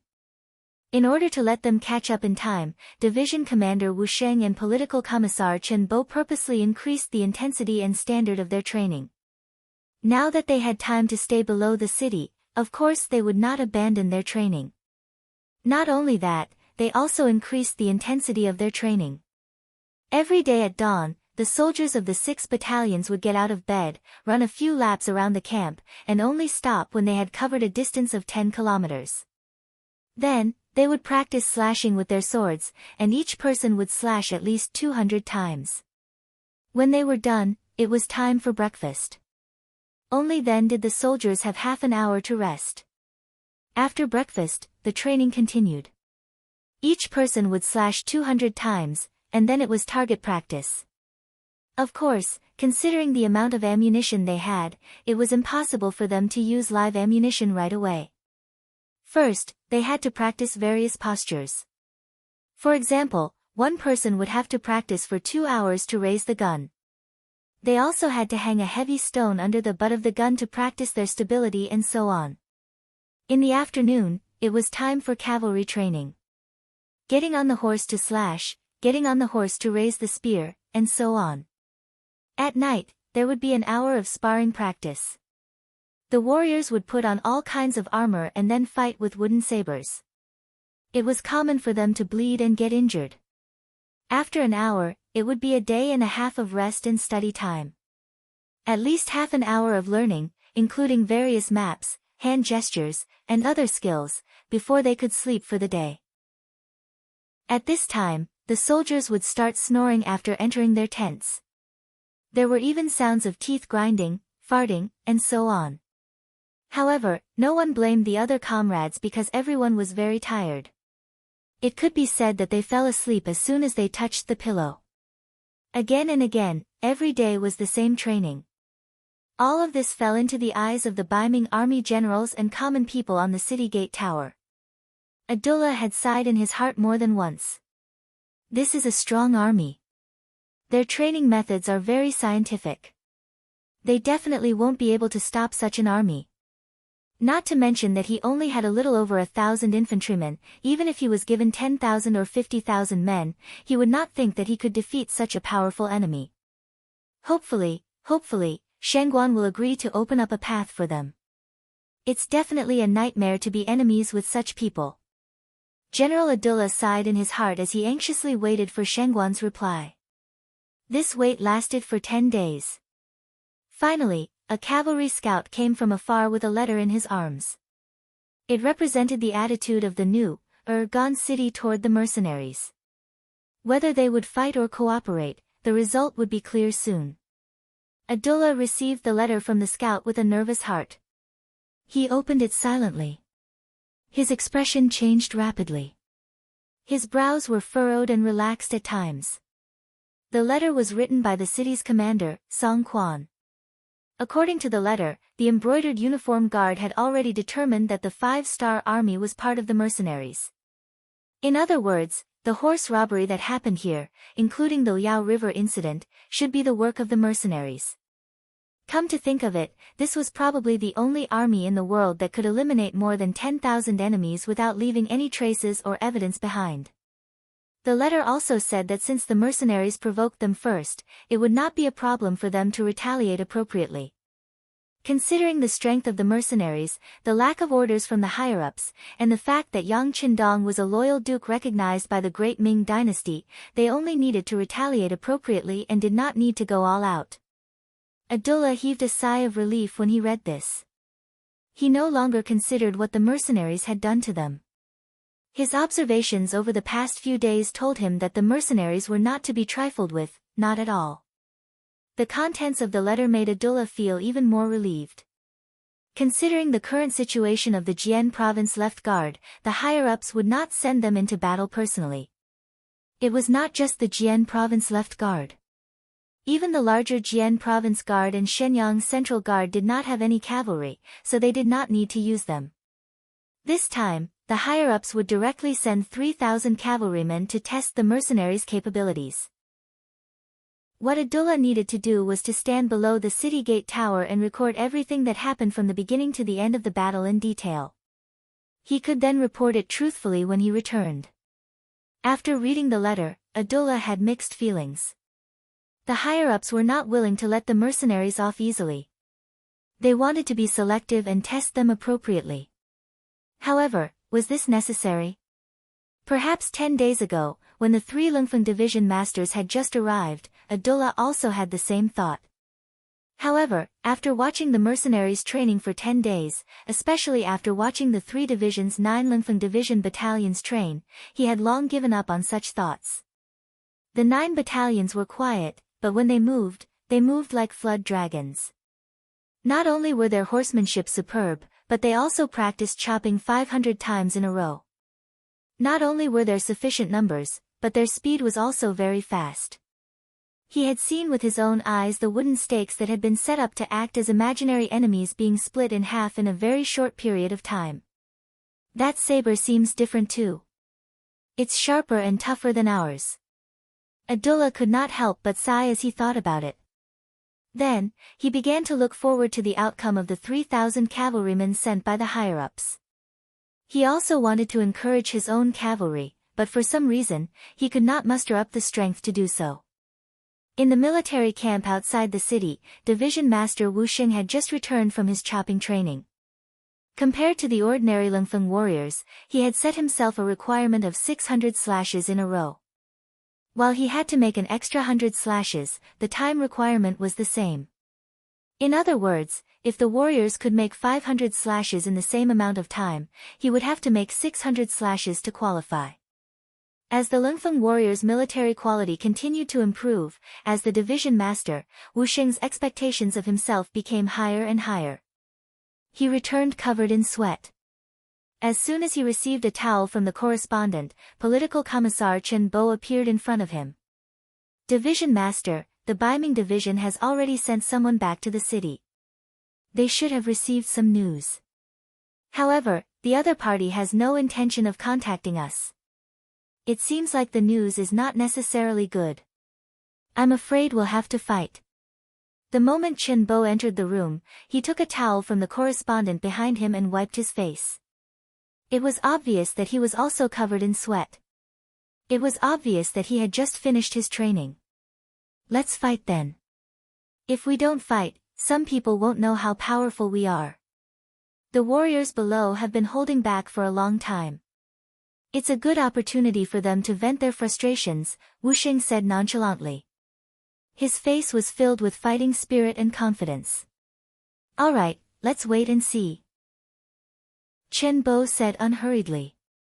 In their eyes, the Baiming Division's cavalrymen were nothing. Even though they knew that a big battle was coming, they were not nervous at all. They did not even need to prepare. This was because the three divisions of the Lingfeng Division had always been on the first level of combat readiness. They were ready to fight at any time. Being unprepared was the best preparation. This was a strong confidence in one's own strength. 3 days later, in the morning, from the northeast of the three divisions' barracks, a cavalry troop that seemed to cover the sky and earth came from afar. They left a trail of dust behind them. They're here. Division Commander Wu Sheng and Political Commissar Chen Bo, who were still instructing the troops to practice shooting, immediately reacted. The troops immediately gathered, mounted their horses, and carried their swords. They were eager to fight. As soon as the troops gathered, a scout rushed back and rushed in front of the division commander and political commissar. Reporting to the chief.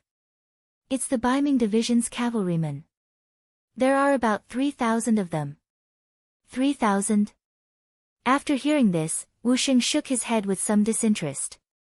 3,000 is really too little. That's right. It's a little too little. This time, even Political Commissar Chen Bo agreed. However, they did not know that if their opponents heard these words, they would be enraged. They had seen people look down on others, but they had never seen people look down on others like this. The two division commanders looked at each other and smiled helplessly. They said at the same time, "Who do you think we should send?" They said the words at the same time. Then, the two looked at each other and smiled. They were prepared to fight personally, but the enemy only had 3,000 men. To be honest, it was too little. It was so little that they were embarrassed to fight with their subordinates. They both understood each other's thoughts. In the end, Political Commissar Chen Bo said, "Then let's rest for a while. We have to give the soldiers who came later a chance to show off. Why don't we send the third commander to lead the 6 battalions? 6 battalions against 3,000 cavalrymen. That's reasonable." Wu Xing thought about it carefully and nodded in agreement. 6 battalions meant that each battalion had 400 men, which was 2,400 men. Although these people were not enough to deal with the enemy's 3,000 cavalrymen, to Ling Feng, this was already bullying. The 6 battalions were formed later, so their overall strength was slightly weaker. If it was the elite Cold Front Division, 3 battalions would be enough. Chapter 700. After the 2 division commanders came to a decision, they called the 3rd Regiment Commander, Spring Sun, over and passed on the order. Regiment Commander Spring, this performance will directly affect whether our supply route will be smooth in the future. It will directly affect the future plans of the 6th Young Master. This is extremely important. Are you confident that you can complete this mission? Chen Bo said as soon as he saw Spring Sunday Division Commander Wu Xing's words were even more direct. Spring Sun, if you can complete this mission, then accept it. If not, then go back to your 3rd Regiment. I can't wait to do it myself. Hey, what are you two talking about? You can look down on me, Spring Sun, but you can't look down on the soldiers below. I don't mind making a military pledge here. If this battle can't be fought to our heart's content, if it can't go smoothly, if we can't show the might of our 3rd Regiment, then I won't be a regiment commander anymore. I'll just be a cook and take the blame for everyone. Spring Sun said excitedly, even throwing out the military pledge at the first moment. It was no wonder that Spring Sun was so excited. He originally thought that this battle had nothing to do with him. He knew that no matter if it was Division Commander Wu Xing or Political Commissar Chen Bo, they were both battle-hungry people like him. Plus, they were the regiment commanders of the 1st and 2nd Regiment respectively. There shouldn't be any chance for him to perform in this battle. He didn't think that he, who had already given up hope, would be hit by this meat pie. He was extremely excited and overjoyed. In order to prevent the mission from being snatched by others, of course he would say whatever he could. With the military pledge, Spring Sun could be considered to have accepted this mission. Next, he called the 6 battalion commanders of the newly formed battalions in front of him. Naturally, he gave them another round of encouragement and bold words. The strength of these 6 battalions had greatly increased under the recent training, and they wanted to perform well in a real battle. Now that they had the chance, who wouldn't yell and pat their chest? Immediately, the 6 battalion commanders also made the military pledge. In less than a quarter of an hour, the 6 battalions were ready for battle. At this moment, Wu Sheng and Chen Bo had already led the rest of the Cold Blade warriors to retreat. They left the stage open and gave Chunyang and the other 6 battalions a chance to perform. Everyone, listen up. Each person only has a chance to fire 3 bullets. Regardless of whether they hit the target or not, they would charge together with their leader. Don't worry, everyone. Bring out the strength you've been training with. It's enough to deal with the enemy. Standing at the front of the group, Chunyang looked at the 6 square formations behind him and shouted in a heroic voice. Kill! Kill! Kill! Behind him, more than 2,000 people shouted in unison. This voice shook the 9 heavens, as if it could shatter the horizon. Above the city gate tower, Abdullah also witnessed the scene before him. When he recognized that the 6 battalions that the mercenaries had sent out were the weakest 6 battalions during the training, he couldn't help but widen his eyes and say, facing a powerful opponent with 3,000 cavalrymen, they sent out the weakest ones? And there were less than 3,000 of them? This mercenaries, where did they get their confidence from? It wasn't just Abdullah. Some of the other Kiliarchs and Baihu standing beside him were also confused. Someone whispered, this is clearly the mercenaries underestimating the enemy. If that's the case, we'll have a good show to watch. That's right. Your mercenaries may be strong, but if you underestimate the cavalrymen of the Baiming City Guard, you'll have to pay a heavy price. While the crowd on the city gate tower was still discussing, the 3,000 cavalrymen of the Baiming City Guard were getting closer and closer. Their speed was also gradually increasing. It was obvious that the enemy had no intention of stopping. Clearly, they wanted to use this speed to charge in front of the mercenaries and increase the charging force of their cavalrymen. From this point alone, it was clear that the Baiming City Guard had no lack of powerful people. In fact, the leader of this troop was the commandant of the Baiming City Guard, Yi Ligang. He was a major 3rd-grade general and was one of the top 5 figures in the entire New Gan City Guard district. If it weren't for the existence of the Imperial Eunuch Supervisor and the Imperial Eunuch Guard, he would be the number 3 figure in the city. How could a person like him not have strength? How could a person like him not know how to lead troops into battle? Everyone, slowly increase your speed. When the 2 sides are 2 li apart, charge forward. We need to use our momentum to break the enemy's courage. We need to let the Duke of Loyalty know that mercenaries aren't the only ones who can fight. The cavalrymen of the Baiming City Guard are also unparalleled in the world. Standing in the middle of the troop, Yi Ligang urged his horse forward as he shouted loudly. He was trying his best to motivate the troops before the battle. Kill! Kill! Kill! The same shout came from the Baiming City Guard, but for some reason, it didn't sound uniform. It wasn't as heroic and passionate as the previous mercenaries. Facing the charge of the Baiming City Guard from afar, Chen Yang didn't move at all. The 6 battalions behind him didn't move either. They stood there like statues, allowing the enemy to approach them step by step. The distance between the two sides was getting closer and closer. 5 li, 4 li, 2 li. When they were 2 li apart, Chen Yang's eyes, which were as dark as the abyss, finally regained some spirit. He shouted loudly. Everyone, listen to my order. Charge! Charge! The 6 battalions responded in unison. Following that, there was the sound of war horses galloping forward, followed by the sound of soldiers pulling the bolts of their guns. When they were 2 li apart, the Baiming City Guard began to increase their speed. They kicked up a cloud of dust as they approached, like a monster that could swallow mountains and rivers. Fire! The cold vanguard soldiers raised their arms as they charged forward. This was the result of their constant training with guns. When the military officer gave the order to open fire, thousands of fireballs shot out at the same time toward the northern Ming dynasty cavalry that was charging at them. Bang! Bang! Bang! Bang! 3 bullets were fired one after the other. Before the enemy could react, the bullets whistled through the air and hit the Baiming City Guard, causing blood to splatter everywhere. The 3 shots were quickly fired. The soldiers kept the Type 95 on their backs and pulled out their cavalry swords. At this moment, the distance between the two sides was less than 1 li. Next was the bloodiest and most brutal clash between the cavalry swords. The moment when the cavalry collided would always give people a sense of shock.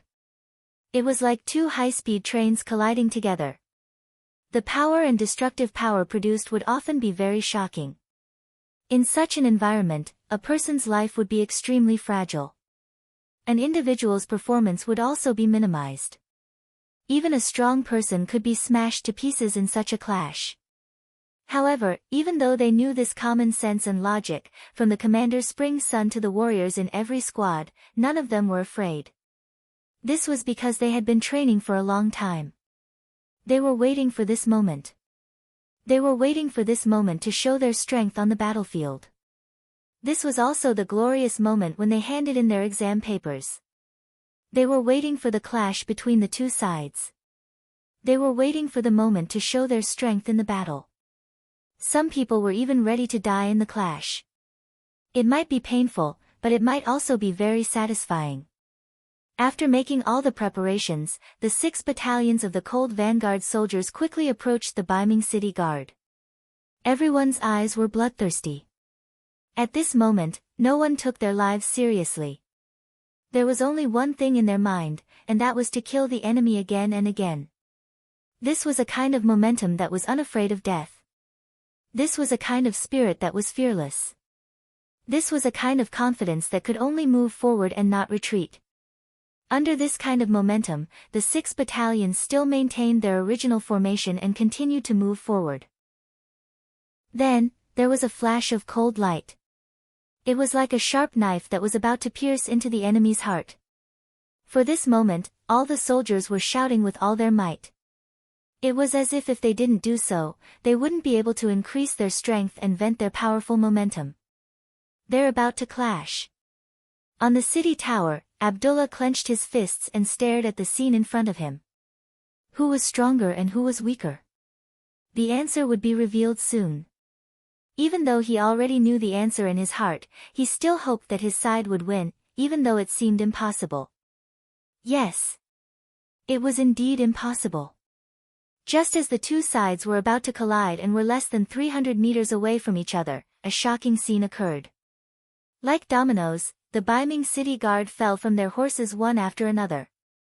In the blink of an eye, over 1,000 men had fallen from their horses. The sudden turn of events caused the originally ambitious General Yi Ligang to turn pale with fright.